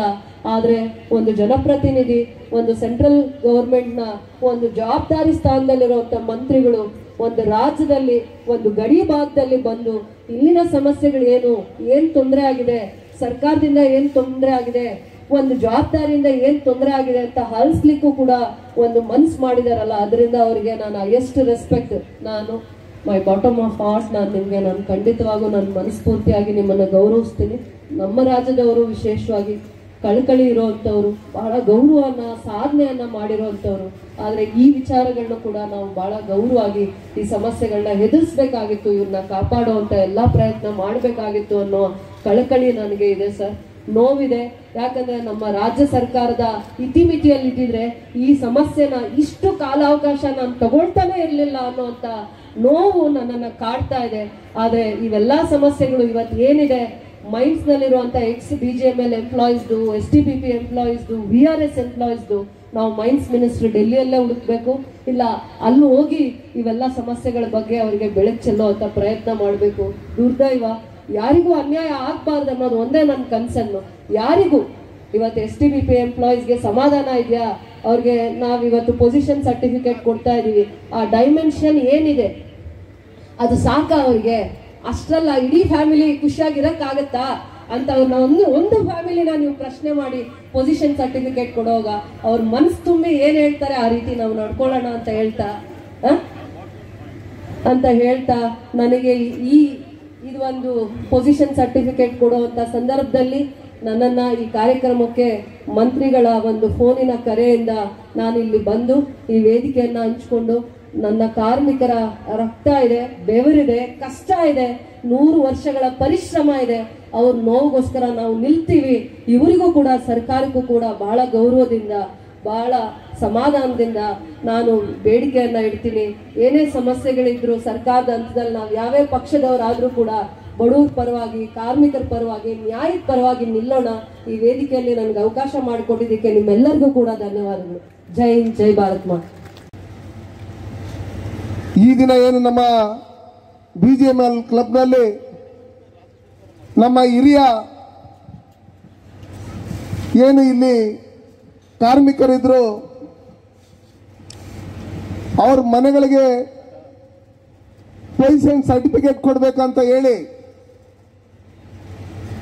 ನೀವು ನನಗೆ ವೋಟ್ ಹಾಕಿ MP ಮಾಡಿ ಡೆಲ್ಲಿಗೆ ಕಳಿಸಿದ್ದಾದ್ಮೇಲೆ ಪ್ರಥಮವಾಗಿ ನಾವು ಪ್ರಧಾನಮಂತ್ರಿಯವರನ್ನ ಭೇಟಿ ಮಾಡಿ ಇಡೀ ಪ್ರಪಂಚಕ್ಕೆ ಚಿನ್ನ ಕೊಡ್ತಾ ಇದ್ರಿ KGFನಿಂದ. ಆದ್ರೆ ಇವತ್ತು ಅವ್ರಿರ್ತಕ್ಕಂಥ ಮನೆಗಳಿಗೆ ಹಕ್ಕುಪತ್ರ ಇಲ್ಲ, ದಯವಿಟ್ಟು ಕೊಡಬೇಕು ಅಂತ ಹೇಳಿ ಮಾನ್ಯ ಮಂತ್ರಿಗಳ ಮುಖಾಂತರ ಕೇಳ್ಕೊಂಡಾಗ ಇವತ್ತು ನಿಮಗೆ ಹಕ್ಕುಪತ್ರ ಕೊಡುವಂತ ಕೆಲಸಗಳನ್ನ ಮಾಡ್ತಾ ಇರ್ತಕ್ಕಂಥ ಸಚಿವರಿಗೆ ನೀವೆಲ್ಲರೂ ಚಪ್ಪಾಳೆ ಹೊಡೆಯೋದ್ರ ಮುಖಾಂತರ ಅವರಿಗೆ ಧನ್ಯವಾದಗಳನ್ನ ಹೇಳಬೇಕು. ಈ ಕಾರ್ಯಕ್ರಮದಲ್ಲಿ ಇಷ್ಟೊತ್ತು ನಮ್ಮ ಸ್ಥಳೀಯ ಶಾಸಕರು ನಮ್ಮ ಸೋದರಿಯಾದಂಥ ರೂಪಾ ಮೇಡಮ್ ಅವರು ಮಾತಾಡಿದ್ರು. ಮೈನಿಂಗ್ ಸೆಕ್ರೆಟರಿ ಫರೀದಾ ನಾಯಕ್ ಅವರು ಇದ್ದಾರೆ, ಜೈಪಾಲ್ ಅವರು ಇದ್ದಾರೆ, ನಮ್ಮ ಅನೇಕ ಅಧಿಕಾರಿಗಳು AC ಅವರು, ತಹಸೀಲ್ದಾರ್, ಕಮಿಷನರ್ ಎಲ್ಲ ಇದ್ದಾರೆ. ಇಲ್ಲಿ ನೆರೆದಿರ್ತಕ್ಕಂಥ ಎಲ್ಲ ಮುಖಂಡಗಳು, ಅಧಿಕಾರಿಗಳು, ನಮ್ಮ ಫಲಾನುಭವಿಗಳು. ಮೇಡಮ್ ಅವರು ಅವಾಗಲೇ ಮಾತಾಡ್ತಾ ಇರ್ಬೇಕಾದ್ರೆ 10 ವರ್ಷ ಅಂತ ಹೇಳ್ತಾನೆ ಇದ್ರು. ಇವತ್ತು ಇವರಿಗೆಲ್ಲ ಹಕ್ಕುಪತ್ರ ಕೊಡಬೇಕಂತ ಹೇಳಿ ಡೆಲ್ಲಿಗೆ ಎಷ್ಟು ಸಲ ಹೋಗಿದ್ದೀರಿ ಅನ್ನೋದನ್ನು ಪ್ರಶ್ನೆ. 10 ವರ್ಷದಲ್ಲಿ ನರೇಂದ್ರ ಮೋದಿ ಅವರು ಪ್ರಧಾನಮಂತ್ರಿ ಆಗಿದ್ದಾದ್ಮೇಲೆ ನಮ್ಮ ಪ್ರಹ್ಲಾದ್ ಜೋಶಿ ಸಾಹೇಬರು ಗಣಿ ಸಚಿವರಾಗಿದ್ದಾದ್ಮೇಲೆ ನಿಮಗೆ ಹಕ್ಕುಪತ್ರ ಕೊಡಬೇಕು ಅಂತ ಹೇಳಿ ನಾವು ಹೋಗಿ ಅಧಿಕಾರಿಗಳನ್ನ ಕರೆದು ಡೆಲ್ಲಿಯಲ್ಲಿ ಎಷ್ಟು ಬಾರಿ ಮೀಟಿಂಗ್ ಮಾಡಿ, ಎಷ್ಟು ಬಾರಿ ಅಧಿಕಾರಿಗಳು ಇಲ್ಲಿ KGF ಬಂದು ಈ ಹಕ್ಕುಪತ್ರ ಕೊಡಬೇಕಾದ್ರೆ ಕಾರಣ ಯಾರು ಅನ್ನೋ ಲೆಕ್ಕಾಚಾರದಲ್ಲಿ ನೀವೆಲ್ಲ ಅರ್ಥ ಮಾಡ್ಕೊಂತೀರಿ ಅಂತ ಹೇಳಿ ನಾನು ತಿಳ್ಕೊಂಡಿದ್ದೀನಿ. ನಾನು ಇಲ್ಲಿ ರಾಜಕೀಯ ಮಾತಾಡೋದಕ್ಕೆ ನಾನೇನು ಬಂದಿಲ್ಲ. ನಾವೆಲ್ಲ ಬುದ್ಧಿವಂತರಿದ್ದೀರಿ. 60 ವರ್ಷ ಈ ದೇಶ ನಾಳಿರ್ತಕ್ಕಂಥವ್ರು ಯಾರು, ಕರ್ನಾಟಕದ ರಾಜ್ಯದಲ್ಲಿ ಸರ್ಕಾರ ಯಾರ್ದಿತ್ತು ಅನ್ನೋ ಲೆಕ್ಕಾಚಾರದಲ್ಲಿ ಬಂದಾಗ ನಾವು ಇನ್ನೂ ಬೇಕಾದಷ್ಟು ಕೆಲಸ ಮಾಡಬೇಕು. MLA ಮೇಡಮ್ ಸೆಕೆಂಡ್ ಟೈಮಲ್ಲೂ MLA ಆಗಿದ್ರೆ ಅವರು ಬೇಕಾದಷ್ಟು ಕೆಲಸ ಮಾಡಬೇಕು. ಸಚಿವರು ಅಲ್ಲಿಂದ ಇಲ್ಲಿ ಬಂದು ಹಕ್ಕುಪತ್ರ ಕೊಡಂತ ಸಂದರ್ಭದಲ್ಲಿ ನಾವು ಖುಷಿ ಪಟ್ಟು ಅವ್ರಿಗೆ ಸರ್ ಒಳ್ಳೆ ಕೆಲಸ ಮಾಡಿದ್ರಿ, ನಮ್ಮಲ್ಲಿ 2800 ಜನಕ್ಕೆ ನಾವು ಇವತ್ತೇನು ಹಕ್ಕುಪತ್ರಗಳು ಕೊಡ್ತಾ ಇದ್ರಿ, ನಮ್ಮ ಕೋಲಾರ KGF ಚಿನ್ನದ ಗಡಿ ಜನತೆ ಪರವಾಗಿ ನಾವು ಧನ್ಯವಾದಗಳನ್ನು ಹೇಳ್ತೀರಿ. ಇನ್ನು ಉಳಿದಿರ್ತಕ್ಕಂಥ ಏನು ನಮ್ಮ ಮೈನಿಂಗ್ ಏರಿಯಾಗಳಲ್ಲಿ ಮನೆಗಳನ್ನ ಕಟ್ಕೊಂಡಿದ್ದಾರೆ ಅವ್ರಿಗೂ ಯಾವುದೇ ಕಾರಣಕ್ಕೂ ಕೈ ಬಿಡಬಾರ್ದು, ಅವ್ರಿಗೂ ಹಕ್ಕುಪತ್ರ ಕೊಡಬೇಕು ಅಂತ ಹೇಳಿ ಮನವಿ ಮಾಡ್ಕೊಂಡ್ರೆ ಅದು ನನಗೂ ಸಂತೋಷ ಆಗ್ತಾ ಇತ್ತು. ನಾವು ಮೊದಲಿಂದನೂ ನಮ್ಮ ಮಂತ್ರಿಗಳನ್ನ ನಾವು ಮನವಿ ಮಾಡ್ಕೊಂಡಿದ್ದೀರಿ. ಮಂತ್ರಿಗಳು ಲಾಸ್ಟ್ ಟೈಮ್ ಇಲ್ಲಿ ಬಂದಾಗ ಹೇಳಿದರೆ ಯಾವುದೇ ಕಾರಣಕ್ಕೂ ಯಾರೇ ಕೈ ಬಿಟ್ಟಿರ್ಬೋದು, ಹಿಂದೆ ಬಂಗಾರದ ರೇಟ್ ಕಮ್ಮಿ ಇರ್ಬೋದು, ಅವತ್ತಿನ ರೇಟಿಗೆ ತಕ್ಕಂಗೆ ಅವತ್ತಿನ ಇದಕ್ಕೆ ತಕ್ಕಂಗೆ ಆ ದುಡ್ಡಿಗೆ ಎಷ್ಟು ಬೆಲೆ ಇತ್ತು ಅನ್ನೋ ಲೆಕ್ಕಾಚಾರದಲ್ಲಿ ಗೊತ್ತು. ಈ ಬಂಗಾರದ ಗಣಿ ಯಾಕೆ ಮುಚ್ಚಿತು ಅನ್ನೋ ಲೆಕ್ಕಾಚಾರದಲ್ಲಿ ಇಲ್ಲಿರ್ತಕ್ಕಂಥ ಜನಗಳಿಗೂ ಗೊತ್ತು. ಈ ಬಂಗಾರದ ಗಣಿಯಲ್ಲಿದ್ದಂತ ಸ್ಯಾಂಪಲ್ ಪೀಸ್ಗಳು ಏನೇನಾಯ್ತು, ಇವತ್ತು ಸ್ಯಾಂಪಲ್ ಪೀಸ್ಗಳು ಇಲ್ಲ ನಮ್ಮ ಬಂಗಾರದ ಮೈನಿಂಗ್ ಇದರಲ್ಲಿ ಏನೇನಾಯ್ತು ಅನ್ನೋ ಲೆಕ್ಕಾಚಾರ ನಿಮ್ಗೆಲ್ಲರಿಗೂ ಗೊತ್ತಿರ್ತಕ್ಕಂಥ ವಿಷಯ. ನನ್ನ ಆಸೆ ಇಷ್ಟೇ, ಮೇಡಮ್ ಅವ್ರದ್ದು ಆಸೆ ಇಷ್ಟೇ, ಮಂತ್ರಿಗಳದ್ದು ಆಸೆ ಇಷ್ಟೇ, ಸನ್ಮಾನ್ಯ ನರೇಂದ್ರ ಮೋದಿಜಿ ಅವ್ರದ್ದು ಆಸೆ ಇಷ್ಟೇ, ಯಾರಿಗೂ ಅನ್ಯಾಯ ಹಾಕೂಡ್ದು. ಇಲ್ಲಿ ಸರ್ವರಿಗೂ ಸಮಪಾಲು, ಸರ್ವರಿಗೂ ಸಮಪಾಲು ಅನ್ನೋ ರೀತಿಯಲ್ಲಿ ಈ ದೇಶಕ್ಕೆ, ಈ ಪ್ರಪಂಚಕ್ಕೆ ಬಂಗಾರ ಕೊಟ್ಟಂತ ಈ ಜನನ ಯಾರ್ಯಾರು ಮರ್ತಿದ್ರು ಅಂತ ಹೇಳ್ಬಿಟ್ಟು ಹೇಳಿ ನಿಮ್ಗೆಲ್ಲ ಅರ್ಥ ಆಗುತ್ತೆ ಅಂತ ಹೇಳಿ ನಾನು ತಿಳ್ಕೊಂಡಿದ್ದೀನಿ. ಇವತ್ತು ನಮ್ಮ ಮಂತ್ರಿಗಳ ಪ್ರಹ್ಲಾದ್ ಜೋಶಿ ಸಾಹೇಬ್ರ ಹತ್ರ ಹಲವಾರು ಬಾರಿ ಹೋಗಿ ನೀವು ಓಟ್ ಹಾಕಿ ಗೆಲ್ಸಿದ್ದಾದ ತಕ್ಷಣ ಹೋಗಿ ಈ ಚಿನ್ನದ ಗಣಿನ ಓಪನ್ ಮಾಡಬೇಕು ಅನ್ನೋ ಲೆಕ್ಕಾಚಾರದಲ್ಲಿ ಹೇಳಿದೆ. ಈ ಚಿನ್ನದ ಗಣಿ ಬಂದಾಗ್ಬೇಕನ್ನೋ ಲೆಕ್ಕಾಚಾರದಲ್ಲಿ ಬಂದಾಗ ಅದು ಏಕ್ದಮ್ ಬಂದಾಗಲ್ಲ 2001 ಇಸ್ವಿಯಲ್ಲಿ. ಆದ್ರಿಂದ ಇದ್ರ ಬಗ್ಗೆ ಒಂದು ರಿಪೋರ್ಟ್ ಹಾಕೊಂಡ್ ಬಂದಿದ್ರು. ಅವತ್ತು ಸರ್ಕಾರ ಯಾರ್ದಿತ್ತು, ಇದು ಸರಿ ಇಲ್ಲ ಸರಿ ಇಲ್ಲ ಸರಿ ಇಲ್ಲ, ಬಂಗಾರ ಸಿಕ್ಕಲ್ಲ ಸಿಕ್ಕಲ್ಲ ಸಿಕ್ಕಲ್ಲ ಅನ್ನೋ ಲೆಕ್ಕಾಚಾರದಲ್ಲಿ ನಾನು ಮೈನಿಂಗ್ ಸೆಕ್ರೆಟರಿ ಮೈನಿಂಗ್ ಅವ್ರ ಹತ್ರ ಒಂದು ಮೀಟಿಂಗ್ ಮಾಡಿದಾಗ ಮಂತ್ರಿಗಳು ಕಳಿಸ್ಕೊಟ್ಟಾಗ ನಾನು ಹೋಗಿ ಅಲ್ಲಿ ಹೇಳಿದೆ, ಇಲ್ಲಿರ್ತಕ್ಕಂಥ ಏನು ಹಿರಿಯ ಕಾರ್ಮಿಕರಿದ್ರೆ ಅವ್ರನ್ನ ಕರೆದು ಒಂದ್ಸಲಿ ಮಾತಾಡಿ ಅಂತ ಹೇಳಿದಾಗ ಅವ್ರು ಹೇಳಿದ್ರು, ಇವತ್ತು ಇಲ್ಲಿರ್ತಕ್ಕಂಥ ಮಣ್ಣು ಕೆಲವೊಂದು ಏರಿಯಾ ನಾವು ಹೇಳ್ತೀರಿ, ಅಲ್ಲಿ ಎತ್ರಿ ನಮ್ ವಿಡಿಯೋ ಮಾಡಿ, ಅಲ್ಲಿನ ಬಂಗಾರ ಇದೆ, ಬಂಗಾರ ಸಿಗುತ್ತೆ, ಯಾವ ರೀತಿ ಆಪರೇಷನ್ಗಳು ಮಾಡ್ತಾ ಇದ್ರು ಇಲ್ಲಿ ಒಳಗಡೆ, ನಾವೆಲ್ಲ ಕಷ್ಟಪಟ್ಟು ಕೆಲಸ ಮಾಡಿದಂತ ಸಂದರ್ಭದಲ್ಲಿ ಬೇಕಾದಷ್ಟು ಬಂಗಾರ ಸಿಕ್ಕಿದ್ರೇನು ಆಪರೇಷನ್ ಫೈಲೂರ್ ಅಂತ ನೆಕ್ಸ್ಟ್ ಡೇ ಪೇಪರ್ ಅಲ್ಲಿ ಬರ್ತಾ ಇತ್ತು. ಬಂಗಾರ ಬೇಕಾದಷ್ಟು ಸಿಕ್ಕಿದ್ರೇನು ಅದಿಲ್ಲ ಸ್ವಲ್ಪನೇ ಸಿಕ್ಕಿರೋದಂತ ಹೇಳಿ ಹೊರಗಡೆ ಜನಕ್ಕೆ ಗೊತ್ತಾಗ್ತಾ ಇತ್ತು. ಅದರಿಂದ ನಮ್ಗೆ ಬೇಜಾರಾಗ್ತಾ ಇತ್ತು. ಇಂಥ ಇದ್ರಲ್ಲಿ ಇಂಥ ಸಾಫ್ಟ್ ಅಲ್ಲಿ ಇಂಥ ಏರಿಯಾದಲ್ಲಿ ಬಂಗಾರ ಇದೆ, ಇವತ್ತು ಇಲ್ಲಿ ನಾವು ಗಣಿಗಾರಿಕೆ ಮಾಡಬಹುದು ಅಂತ ಹೇಳಿ ನಮ್ಮ ಹಳೆ ಕಾರ್ಮಿಕರು ಏನಿದ್ದಾರೆ, ನಮ್ಮ ಸೀನಿಯರ್ ಸಿಟಿಸನ್ ಇವರೆಲ್ಲ ನಮ್ಮ ಹಿರಿಯರೆಲ್ಲ ನಮಗೆ ಹೇಳಿದ್ರು. ಅದಕ್ಕೋಸ್ಕರ ನಾವು ಮಂತ್ರಿಗಳನ್ನ ಕೇಳ್ಕೊಂಡ್ರೆ ದಯವಿಟ್ಟು ಸರ್ ನೀರಂತೂ ನಿಂತ್ಕೊಂಡ್ಬಿಟ್ಟಿದೆ. ಇಲ್ಲಿ ಹಿಂದೆ ಸರ್ಕಾರಗಳಿದ್ದಂತ ಸಂದರ್ಭದಲ್ಲಿ ಸಿಕ್ಕಂತ ಬಂಗಾರನ ಮುಕ್ಕಾಲ್ ಭಾಗ ನುಂಗಿ ಕಾಲ್ ಭಾಗ ಮಾತ್ರ ನೋಡ್ಸಿರ್ತಕ್ಕಂಥದ್ದು ಎಲ್ಲರಿಗೂ ಗೊತ್ತಿರ್ತಕ್ಕಂಥದ್ದು. ಅದಕ್ಕೋಸ್ಕರ ಮೇಡಮ್ ಒಂದ್ ನಿಮಿಷ ಮೇಡಮ್, ಅದಕ್ಕೋಸ್ಕರ ನಾನು ಹೇಳೋದಿಷ್ಟೇ, ಇವತ್ತು ಏನು ಸನ್ಮಾನ್ಯ ನರೇಂದ್ರ ಮೋದಿಜಿಯವರ ನಾಯಕತ್ವದಲ್ಲಿ ಸಬ್ಕಾ ವಿಶ್ವಾಸ್ ಸಬ್ಕಾ ವಿಕಾಸ್ ಅಂತ ಒಂದು ಮೂಲ ಮಂತ್ರದಲ್ಲಿ ಇವತ್ತು ಇಡೀ ಪ್ರಪಂಚದಲ್ಲಿ ಎಲ್ಲರಿಗೂ ಗೊತ್ತು, ಭ್ರಷ್ಟಾಚಾರ ಇಲ್ಲದೆ 10 ವರ್ಷದಿಂದನೂ ಎಲ್ಲರಿಗೂ ಏನೇನು ಸವಲತ್ತು ಸಿಗ್ಬೇಕು ಆ ಸವಲತ್ತುಗಳನ್ನ ಕೊಟ್ಟು ಸನ್ಮಾನ್ಯ ನರೇಂದ್ರ ಮೋದಿಯವರು ಆಯುಷ್ಮಾನ್ ಭಾರತ್ ಕಾರ್ಡ್ ಇಂದ ಹಿಡಿದು ಕರೋನಾ ಸಂದರ್ಭದಲ್ಲಿ ವ್ಯಾಕ್ಸಿನ್ ಇಂದ ಹಿಡಿದು ಗರೀಬ್ ಅನ್ನಭಾಗ್ಯ ಯೋಜನೆಯಲ್ಲಿ ಅಕ್ಕಿಯಿಂದ ಹಿಡಿದು ಕಿಸಾನ್ ಸನ್ಮಾನ್ ಯೋಜನೆಯಿಂದ ಹಿಡಿದು ಅಮೃತ್ ಸಿಟಿಯಲ್ಲಿ ನಮ್ಮ ಕೆಜಿಎಫ್ ನಗರವನ್ನ ಡೆವಲಪ್ಮೆಂಟ್ ಮಾಡಬೇಕಂತ ಹೇಳಿ ಇವತ್ತು ಏನ್ ಡೆವಲಪ್ಮೆಂಟ್ ಆಗಿದೆ ಅದು ಸನ್ಮಾನ್ಯ ನರೇಂದ್ರ ಮೋದಿ ಅವರು ಪ್ರಧಾನಮಂತ್ರಿ ಆಗಿದ್ದಾದ್ಮೇಲೆ ಇಷ್ಟೆಲ್ಲ ಡೆವಲಪ್ಮೆಂಟ್ ಹಣ ಕೊಟ್ಟಿರ್ತಕ್ಕಂಥದ್ದು. ಅದರಲ್ಲಿ ಶಾಸಕರು ಅವರು ಅನುದಾನದಲ್ಲಿ ಅವರು ಸರ್ಕಾರ ಇದ್ದಾಗ ಒಂದಷ್ಟು ಹಣ ತಂದಿದ್ದಾರೆ, ಇಲ್ಲ ಅಂತ ಹೇಳ್ಬಿಟ್ಟು ಏನ್ ಹೇಳಲ್ಲ. ಅವ್ರಿಗೂ ನಿಮ್ ಬಗ್ಗೆ ಬಹಳ ಕಾಳಜಿ ಇದೆ, ಅವ್ರ ಕಾಳಜಿ ಇರಬೇಕು. ಆದ್ರೆ ಹಿಂದೆ ಇದ್ದಂತವ್ರಿಗೆ ಅಷ್ಟೇ ಕಾಳಜಿ ಇದ್ದಿದ್ರೆ ಇನ್ನೂ ಎಷ್ಟೊಂದು ಡೆವಲಪ್ಮೆಂಟ್ ಆಗ್ತಾ ಇತ್ತು ಅನ್ನೋದು ನಂದು ಒಂದು ಪ್ರಶ್ನೆ. ಅದಕ್ಕೋಸ್ಕರ ಜೈಪಾಲ್ ಅಣ್ಣರು ಹೇಳ್ತಾ ಇರೋರು ಅವಾಗ ನಾನು ಹೇಳೋದೇನಂದ್ರೆ, ಇವತ್ತು ನಮ್ಮ ಮಂತ್ರಿಗಳು ಬಂದಂತ ಸಂದರ್ಭದಲ್ಲಿ ಈ ಗೋಲ್ಡನ್ ನಮ್ಮ ಏನು ಗಣಿ ಇದೆ ಅದನ್ನ ಓಪನ್ ಮಾಡಬೇಕು ಅಂತ ಹೇಳಿದಂತ ಸಂದರ್ಭದಲ್ಲಿ ಅಧಿಕಾರಿಗಳಿಗೆ ಹೇಳಿ, ನಮ್ಮ ಪರಿದ ನಾಯಕರಿಗೆ, ಸೆಕ್ರೆಟರಿ ಅವರಿಗೆ, ಅಧಿಕಾರಿಗಳಿಗೆ ಏನ್ ಮಾಡಬಹುದು ಅಂತ ಹೇಳಿ ಪ್ರಧಾನಮಂತ್ರಿ ಅವ್ರ ಹತ್ರ ಡಿಸ್ಕಸ್ ಮಾಡಿ ಅದನ್ನ ನೋಡಿ ಒಂದು ರಿಪೋರ್ಟ್ ತಗೊಂಬಂದಿ ಅಂತ ಕಳಿಸಿದ ಸಂದರ್ಭದಲ್ಲಿ ಗೋಲ್ಡನ್ ಸಫಾರಿ ಮಾಡ್ಬೇಕಂತ ಹೇಳ್ಬಿಟ್ಟು ಹೇಳಿ ನಾವು ಟೂರಿಸಂ ಇದಕ್ಕೆ ಅಂತ ಹೇಳ್ಬಿಟ್ಟು ಹೇಳಿ ನಾವು ಮನವಿಯನ್ನ ಕೊಟ್ಟಿದ್ದೀರಿ. ಅದಕ್ಕೂ ಸಚಿವರು ಒಪ್ಪಿಗೆಯನ್ನು ಕೊಟ್ಟಿದ್ದಾರೆ. ನಾನು ಮಾಡ್ತೀನಿ, ಇಡೀ ಪ್ರಪಂಚದ ಜನ ಇಲ್ಲಿ ನಮ್ಮ ಚಿನ್ನದ ಗಣಿ ನೋಡೋದಕ್ಕೆ ಬರಬೇಕು, ಆ ಟೂರಿಸಂ ಸ್ಪಾಟ್ ಆಗ್ಬೇಕು. ಯಾವ ರೀತಿಯಲ್ಲಿ ಇಲ್ಲಿ ಬಡವರು ನನಗೆ ಗೊತ್ತು, ಚಿಕ್ಕ ಮನೆಗಳಲ್ಲಿ ಇದ್ದಾರೆ, ಚಿಕ್ಕ ಇದ್ರಲ್ಲಿದ್ದಾರೆ, ತೀರಾ ಇದು ಪ್ರಾಣಿಗಳನ್ನು ಬದುಕಕ್ಕಾಗಲ್ಲ ಅಂತ ಮನೆಗಳಲ್ಲಿ ಇದ್ದಾರೆ. ಇಷ್ಟು ವರ್ಷ ಏನ್ ಮಾಡ್ತಾ ಇದ್ರು? ಆ ಮನೆಗಳನ್ನ ಯಾವತ್ತೂ ಮನೆ ಕಟ್ಕೊಡ್ಬೋದಾಗಿತ್ತು, ನಿಮ್ಮನ್ನೆಲ್ಲ ಚೆನ್ನಾಗಿ ನೋಡ್ಕೊಬೋದಾಗಿತ್ತು. 60 ವರ್ಷ ಏನು ಬೇಕಾಗಿರಲಿಲ್ಲ ಅದಕ್ಕೆ. 10 ವರ್ಷದಲ್ಲಿ ನಮ್ಮ ಮೊದಲನೇ ಪ್ರಯತ್ನಗಳು ಏನ್ ನಡೀತಾ ಇದೆ, ಇಲ್ಲಿ ಈ ಜಾಗದಲ್ಲಿ ಗಣಿಗಾರಿಕೆಗೆ ಸಂಬಂಧಪಟ್ಟಂತ 12,600 ಎಕರೆಯಲ್ಲಿ ಕನಿಷ್ಠ ಪಕ್ಷ ಅಂದ್ರೆ 3,000 ಎಕರೆ ಕೈಗಾರಿಕಾ ಪ್ರದೇಶ ಮಾಡಿ ಇಲ್ಲಿರ್ತಕ್ಕಂಥ ಜನ ಏನು ದಿನ ಬೆಂಗಳೂರು ಕೆಲ್ಸಕ್ಕೆ ಹೋಗ್ತಾರೆ, ಅವರು ನಮ್ಮ ಮಕ್ಕಳು ನಾವೆಲ್ಲ ಇಲ್ಲೇ ಕೆಲಸ ಮಾಡಬೇಕು, ಅವ್ರಿಗೆ ಇಲ್ಲೇ ಸ್ಥಳೀಯವಾಗಿ ಕೆಲಸ ಕೊಡಬೇಕು ಅನ್ನೋ ದೃಷ್ಟಿಯಲ್ಲಿ ನಮ್ಮ ಸರ್ಕಾರ ಇದ್ದಾಗ ಜಗದೀಶ್ ಶೆಟ್ಟಿ ಇರ್ಬೋದು, ಮುರುಗೇಶ್ ನಿರಾಣಿ ಇರ್ಬೋದು, ಅವ್ರನ್ನೆಲ್ಲ ನಮ್ಮ ಪ್ರಹ್ಲಾದ್ ಜೋಶಿ ಸಾಹೇಬರು ಹೇಳಿದ್ದಾದ್ಮೇಲೆ ಬಂದು ಇಲ್ಲಿ ಸರ್ವೆ ಮಾಡಿ ಅದನ್ನ ನೋಟಿಫಿಕೇಶನ್ ಮಾಡಿರ್ತಕ್ಕಂಥದ್ದು ಹಿಂದೆ ಯಡಿಯೂರಪ್ಪನವರು ಮತ್ತು ಬೊಮ್ಮಾಯಿರವರು ಇದ್ದಂತ ಸಂದರ್ಭದಲ್ಲಿ. ಅದಕ್ಕೋಸ್ಕರ ಈ ದೇಶದಲ್ಲಿ ಪ್ರತಿಯೊಬ್ಬರು ಸನ್ಮಾನ್ಯ ನರೇಂದ್ರ ಮೋದಿ ಅವರು ಯಾವ ರೀತಿ ಕೆಲಸ ಮಾಡ್ತಾ ಇದೆ, ಆ ಮಂತ್ರಿ ಮಂಡಲ ಯಾವ ರೀತಿ ಕೆಲಸ ಮಾಡ್ತಾ ಇದೆ, ಯಾವುದೇ ರೀತಿಯಾದಂತಹ ಭ್ರಷ್ಟಾಚಾರ ಇಲ್ದಿರೋ ಕೆಲಸ ಮಾಡ್ತಾ ಇದ್ರಿ. ಇವತ್ತು ಪ್ರಹ್ಲಾದ್ ಜೋಶಿ ಸಾಹೇಬರಿಗೆ ನಾವಿಲ್ಲಿ ಕರೆದಂತ ಸಂದರ್ಭದಲ್ಲಿ ಅಧಿಕಾರಿಗಳಿಗೆ ಹೇಳಿದ್ರು, ನೋಡ್ರಿ ಅಲ್ಲಿ ಇರ್ತಕ್ಕಂಥವ್ರು ಒಬ್ಬರಿಗೂ ತೊಂದರೆ ಹಾಕೊಡುದು, ಚಿಕ್ಕ ಮನೆಗಳಿದೆ, ಮುಂದಿನ ದಿನಗಳಲ್ಲಿ ಸರ್ಕಾರದಲ್ಲಿ ಮಾತಾಡಿ ಅವ್ರಿಗೆ ಯಾವ ರೀತಿಯಲ್ಲಿ ನ್ಯಾಯ ತೋರಿಸಬೇಕು ಆ ರೀತಿಯಲ್ಲಿ ನ್ಯಾಯ ಕೊಡಿಸುವಂತ ಕೆಲಸಗಳನ್ನ ನಾವು ಮಾಡ್ತೀರಿ. ನಮಗೂ ಗೊತ್ತು, ಇಲ್ಲಿ 200 ಎಕರೆ 300 ಎಕರೆ ಕೊಟ್ಬಿಟ್ಟು ಅವ್ರಿಗೆ ಸೈಟ್ಗಳು ಮಾಡ್ಬಿಡ್ಬೇಕು, ಇನ್ನೊಂದು ಮತ್ತೊಂದು ಅದು ಇದು ಅನ್ನೋ ಲೆಕ್ಕದಲ್ಲಿ ಎಲೆಕ್ಷನ್ ಗಿಮಿಕ್ಕು ಇನ್ನೊಂದು ಮತ್ತೊಂದು ಮಾತಾಡಕ್ ಸುಳ್ಳು ಹೇಳಕ್ ನಮ್ಗೆ ರೆಡಿ ಇಲ್ಲ. ನಾವು ಏನ್ ಮಾಡ್ತಿರೋ ಇದನ್ನ ಮಾಡಿದಿರಿ. ಪೆನ್ಷನ್ ಸರ್ಟಿಫಿಕೇಟ್ ಕೊಡಂತ ಕೆಲಸ 60 ವರ್ಷದಿಂದ ಏನು ಮಾಡಕ್ಕಾಗಿರ್ಲ. ಇವತ್ತು ನಮ್ಮ ಮಂತ್ರಿಗಳ ನಾಯಕತ್ವದಲ್ಲಿ, ಪ್ರಧಾನಮಂತ್ರಿ ನರೇಂದ್ರ ಮೋದಿ ಅವರ ನಾಯಕತ್ವದಲ್ಲಿ ಇವತ್ತು ಅಧಿಕಾರಿಗಳನ್ನ ಸುಮಾರು 10-15 ಬಾರಿ ಇಲ್ಲಿ ಕಳಿಸಿ ಪ್ರತಿಯೊಬ್ಬರು ಮನೆ ಹತ್ರನೂ ಹೋಗಿ ಸರ್ವೆ ಮಾಡಿಸಿ ಎಷ್ಟು ಸ್ಟಡಿ ಇದೆ, ಏನೇನಿದೆ, ಏನು ಎತ್ತ ಅಂತ, ಅವ್ರ ಮನೇಲಿ ಯಾರಾದ್ರೂ ತೀರೋಗಿದ್ರೆ ಅವ್ರ ಫ್ಯಾಮಿಲಿ ಅವ್ರು ಯಾರು, ಅವ್ರು ಎಲ್ಲಿ ವಾಸವಾಗಿದ್ದಾರೆ, ಅವ್ರ ಮೊಬೈಲ್ ನಂಬರ್ಗಳನ್ನೆಲ್ಲ ಹುಡುಕಿ ಇದ್ ಮಾಡಿ ನಾವು ಮೀಡಿಯಾಗಳಲ್ಲೂ ಹಾಕ್ಸಿದಿರಿ, ಯೂಟ್ಯೂಬ್ ಚಾನೆಲ್ಗಳಲ್ಲೂ ಹಾಕ್ಸಿದಿರಿ, ಪೇಪರ್ಗಳಲ್ಲೂ ಹಾಕ್ಸಿದಿರಿ, ಫೋನ್ಗಳು ಮಾಡಿ ಪ್ರತಿಯೊಬ್ಬರಿಗೂ ನಮ್ಮ ಅಧಿಕಾರಿಗಳು ವಿಷಯನ ತಿಳಿಸಿ ಸುಮಾರು 800 ಜನ ಇವತ್ತು ರಿಜಿಸ್ಟ್ರೇಷನ್ ಮಾಡಿಸ್ಕೊಂಡು ನೀವೆಲ್ಲ ಏನ್ ಬಂದಿದ್ದೀರಿ, ಈ ಟೈಮ್ಗೋಸ್ಕರ ನೀವು ಎಷ್ಟು ದಿನ ಕಾಯ್ತಾ ಇದ್ರಿ? ಅದು ಚಿಕ್ಕದೇ ಸೈಟ್ ಇರ್ಬೋದು, ಹಿಂದೆ ಯಾಕೆ ಕೊಟ್ಟಿರಲಿಲ್ಲ? ಅದಕ್ಕೋಸ್ಕರ ನೀವೆಲ್ಲ ಯೋಚನೆ ಮಾಡಬೇಕು.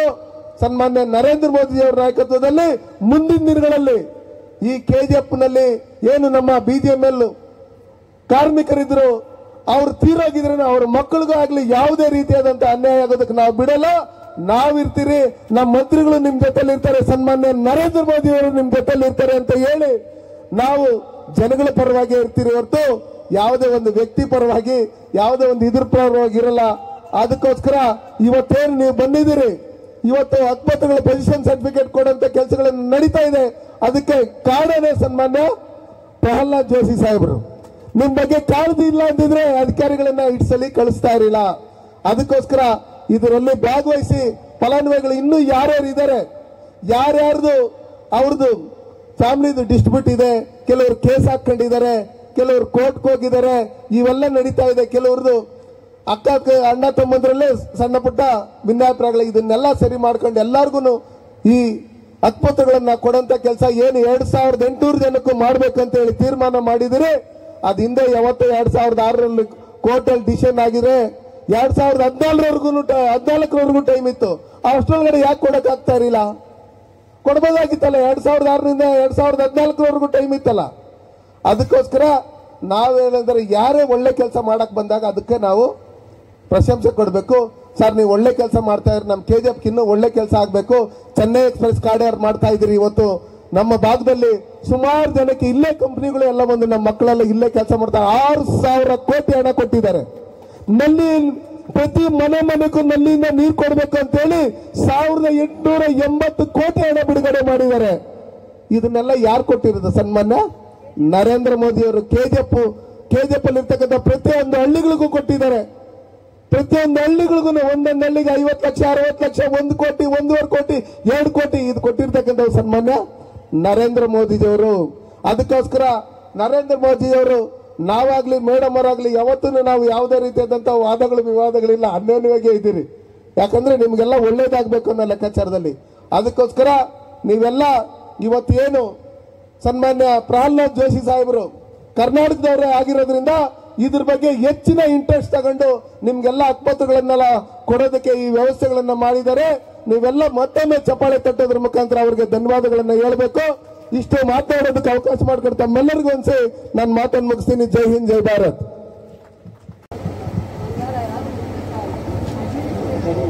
Thank you very much, sir. I request our Honorable Minister to speak on this.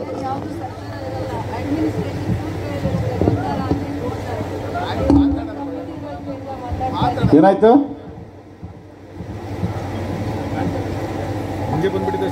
Shri S Muniswamy ಸಂಸತ್ ಸದಸ್ಯರು, ಕೋಲಾರ ಲೋಕಸಭಾ ಕ್ಷೇತ್ರ. ಒಂದು ಮಾತಂತೂ ಸತ್ಯ, ಮುನಿಸ್ವಾಮಿ ಒಂದು 100 ಸರ್ತಿ ಇದಕ್ಕೆ ನನ್ನ ಕಡೆ ಬಂದಿದ್ದಾರೆ. ಉಳಿದ ಕೆಲವು ಕೆಲಸಗಳು ಆಗಿರಬಹುದು, ಕೆಲಸಗಳು ಆಗದೇ ಇರಬಹುದು. ಕೆಲವು ಸರ್ತಿ ನಾನು ಬೈದು ಕಳಿಸಿದ್ದೇನೆ, ಮರ 2 ಸರ್ತಿ ಇದಕ್ಕೆ ಬರ್ತೀವಿ, ಹೋಗಿ ನೀನು ಆ ಕಡೆ ಆಮೇಲೆ ನೋಡೋಣ ಅಂತ ಹೇಳಿ. ಮತ್ತು ನನ್ನ ಆತ್ಮೀಯ ಕಾಂಗ್ರೆಸ್ನಲ್ಲಿದ್ದರೂ ಸಹಿತ ನನ್ನ ಆತ್ಮೀಯ ಸ್ನೇಹಿತರಾಗಿರುವಂತಹ ಶ್ರೀ ಮುನಿಯಪ್ಪನವರ ಸುಪುತ್ರಿಯು ಹಾಗೂ ಇಲ್ಲಿನ MLA ಆದಂಥ ರೂಪಕಲಾ ಶಶಿಧರ್ ಅವರೇ, BGMLನ ವ್ಯವಸ್ಥಾಪಕ ನಿರ್ದೇಶಕರಾದಂಥ ನಮ್ಮ ಇಲಾಖೆಯವರಾದಂಥ ನಮ್ಮ ಇಲಾಖೆಯ ಜಾಯಿಂಟ್ ಸೆಕ್ರೆಟರಿನೂ ಆದಂಥ ಫರೀದಾ ಎಂ ನಾಯಕ್ ಅವರೇ, ಹಾಗೂ ಎಲ್ಲ ಆಗಮಿಸಿರುವಂಥ ಫಲಾನುಭವಿಗಳೇ, ಸ್ನೇಹಿತರೆ,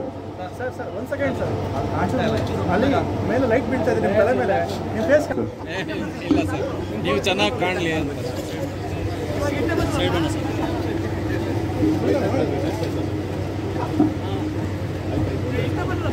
ನಾವು ಬ್ರೈಟ್ ಆಗಿ ಕಾಣಬೇಕು, ನಿಮ್ಮ ಸುದ್ದಿ ಬ್ರೈಟ್ ಆಗಬೇಕು, ಆನಂತರ ನಿಮ್ಮ TRP ಜಾಸ್ತಿ ಆಗಬೇಕು. ಎರಡೂ ಇದೆ, ಒಂದೇ ಇಲ್ಲ, ನಮ್ದೊಂದೇ ಇಲ್ಲ, ನಿಮ್ದು ಒಂದೇ ಇಲ್ಲ. ಸರಿ ತಾನೇ? ಇವತ್ತು BGMLನ 2,000 ಉದ್ಯೋಗಗಳಿಗೆ ವಿಶೇಷ ಟರ್ಮಿನಲ್ ಬೆನಿಫಿಟ್ ಪ್ಯಾಕೇಜ್ ಯೋಜನೆಯಲ್ಲಿ ನಾವು ಹಕ್ಕುಪತ್ರವನ್ನು ಕೊಡ್ತಾ ಇದ್ದೀವಿ. ನಿಜ ಇದರಲ್ಲಿ ಇನ್ನೂ ಒಳ್ಳೆಯದಾಗಬೇಕಾಗಿತ್ತು. ಇದೆಲ್ಲವೂ ಸತ್ಯ ಇದ್ದರೂ ಸಹಿತ ಭಾಳಷ್ಟು ನೀರು ಕಳೆದ 20-25 ವರ್ಷದಲ್ಲಿ ಹರಿದಿದೆ. ಯಾಕಂದರೆ ಅದಕ್ಕಿಂತ ಮೊದಲು ಈ ಸಂಸ್ಥೆ ನಡೀತಾ ಇತ್ತು. ಹೀಗಾಗಿ ನಡೀತಾ ಇದ್ದಾಗ ಲಾಸ್ದಲ್ಲಿ ಕೆಲವು ವರ್ಷಗಳ ಕಾಲ ಲಾಸ್ದಲ್ಲಿದ್ದರೂ ಸಹಿತ ನಡೀತಾ ಇದ್ದಿದ್ದರಿಂದ ಭಾಳ ಸಮಸ್ಯೆಗಳು ಗಮನಕ್ಕೆ ಬಂದಿರಲಿಲ್ಲ. ಆದರೆ ಕಳೆದ 20-25 ವರ್ಷದಲ್ಲಿ ಸಾಕಷ್ಟು ನೀರು ಹರಿದು ಹೋಗಿದೆ. ನಾನು ಆದ್ದರಿಂದ MLA ಅವರಿಗೂ ಹೇಳ್ತಾ ಇದ್ದೆ, MP ಅವರಿಗೂ ಹೇಳ್ತಾ ಇದ್ದೆ, ಏನು ಸಮಸ್ಯೆ ಇದೆ ಸರಿ ಮಾಡಪ್ಪ, ಮೈಕಿದೆ ಯಾರಿದೆ. ನಾನು ಏನು ಹೇಳ್ತಾ ಇದ್ದೆ ಅಂದ್ರೆ, ಬಿಡಪ್ಪ ಅದೆಲ್ಲ ಆಗಲ್ಲ ಬಿಡ, ನಾನು ಕೈಯಾಗಿ ಹಿಡ್ಕೊಂಡು ಮಾತಾಡೋಕ್ಕಾಗಲ್ಲ, ನೀವು ಹುಚ್ಚುಚ್ಚು ಮಾಡಬೇಡಿ, ನಡಿ ಆ ಕಡೆ.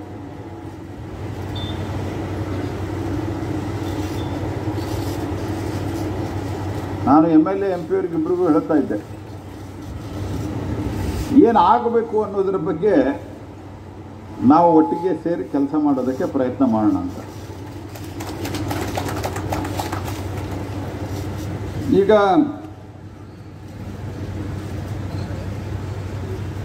ಈ ಸಂಸ್ಥೆ ಇದರದ್ದು ಕೋಲಾರದ ಇತಿಹಾಸ, ನಾವು ಸ್ಕೂಲ್ದಲ್ಲಿದ್ದಾಗ ಕೋಲಾರ ಚಿನ್ನದ ಗಣಿ ಬಗ್ಗೆ ಓದ್ತಾ ಇದ್ವಿ.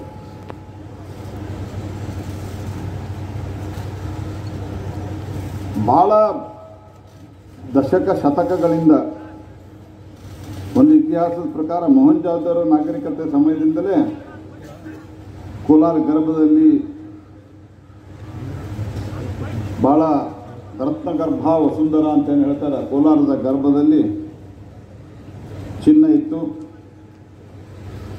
ಚೋಳರು, ಗುಪ್ತರು ಹಾಗೂ ಅನೇಕ ಸಾಮ್ರಾಜ್ಯಗಳನ್ನು ಈ ನಗರ ಆಕರ್ಷಿಸಿತ್ತು ಅನ್ನೋದು ಇತಿಹಾಸದಲ್ಲಿ ಹೇಳ್ತಾರೆ.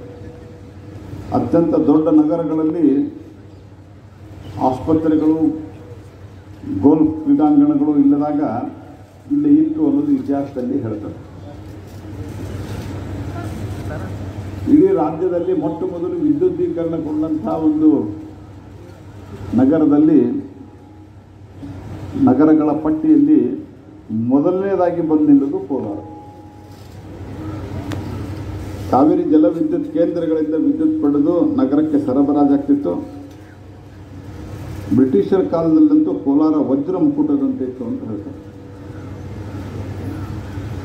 ಇದಕ್ಕೆಲ್ಲದಕ್ಕೂ ಕಾರಣ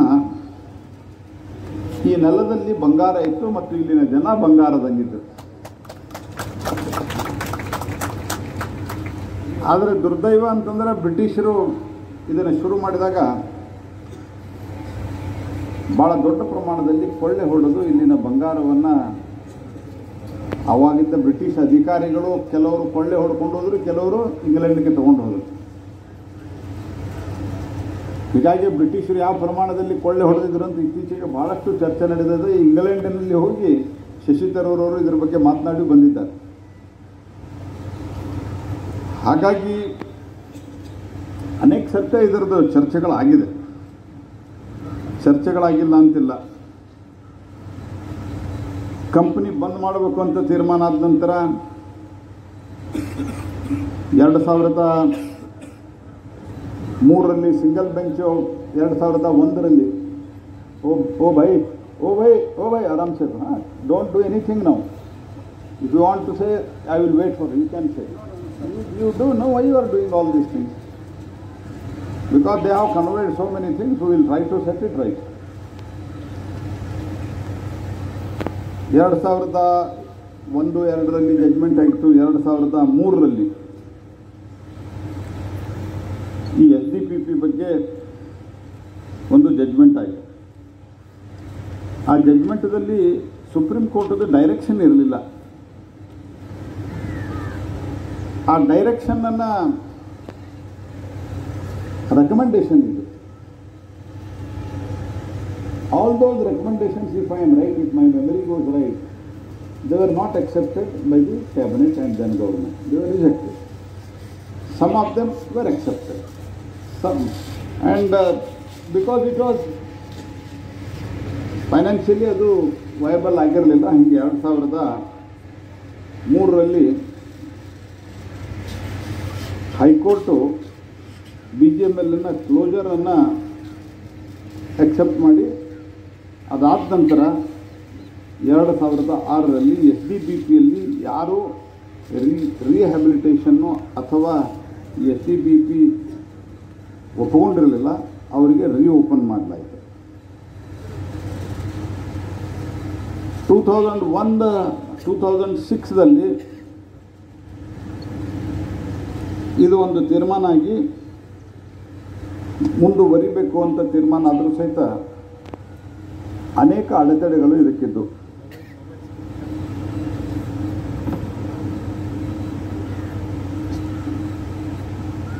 ಮತ್ತು 2006ರ ಕ್ಯಾಬಿನೆಟ್ ಡಿಸಿಷನ್ದಲ್ಲಿನ ಯಾರಿಗೆ ಯಾವ ಜಾಗದಲ್ಲಿದ್ದಾರೆ, ಎಷ್ಟು ಜಾಗದಲ್ಲಿದ್ದಾರೆ, ಅದನ್ನು ಅಷ್ಟು ಮನೆಯನ್ನು ಅವರಿಗೆ ಕೊಡಬೇಕು ಅನ್ನೋದು ಈ ವಿಶೇಷ ಸ್ಪೆಷಲ್ ಟರ್ಮಿನಲ್ ಬೆನಿಫಿಟ್ ಪ್ಯಾಕೇಜ್ ಏನಿದೆ STBP ಇದರ ಒಂದು ಭಾಗ ಆಗಿತ್ತು. ಸೊ ಹಾಗಾಗಿ ಅದರ ಪ್ರಕಾರವಾಗಿ ಬಹಳಷ್ಟು ವರ್ಷಗಳ ಕಾಲ ಇದು ನಡೀತು. ಆದರೆ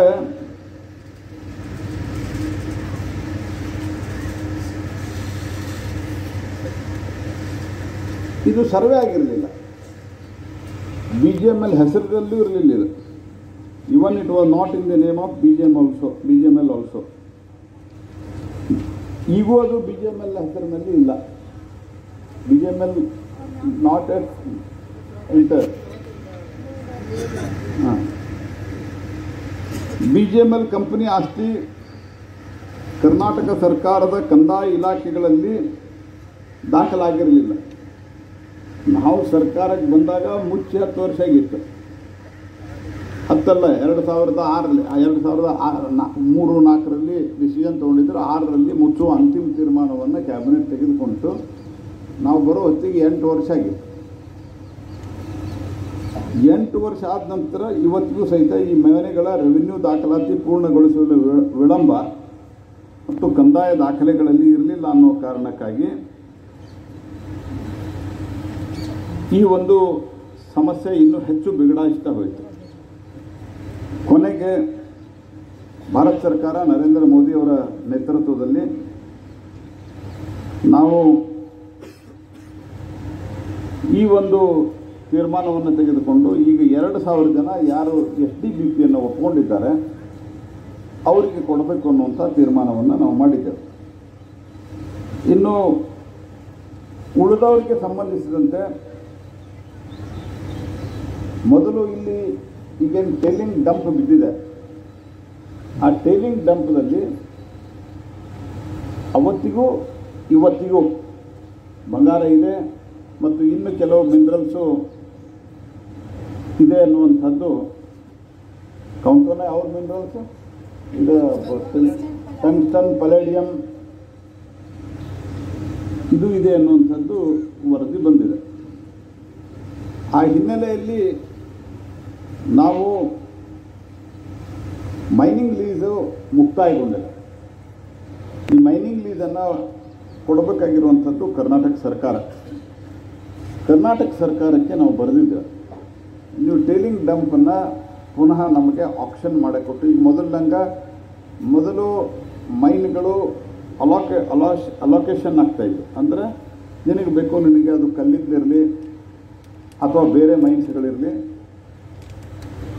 ಯಾರಿಗೆ ಬಂದವರಿಗೆ ಒಂದು ಕಮಿಟಿ ನೋಡಿ ಡಿಸ್ಕ್ರಿಷನ್ ವಿವೇಚನೆ ಆಧಾರದ ಮೇಲೆ, ಅಧಿಕಾರದಲ್ಲಿದ್ದಂಥವ್ರು ವಿವೇಚನೆ ಆಧಾರದ ಮೇಲೆ ಕೊಡ್ತಾಯಿದ್ರು.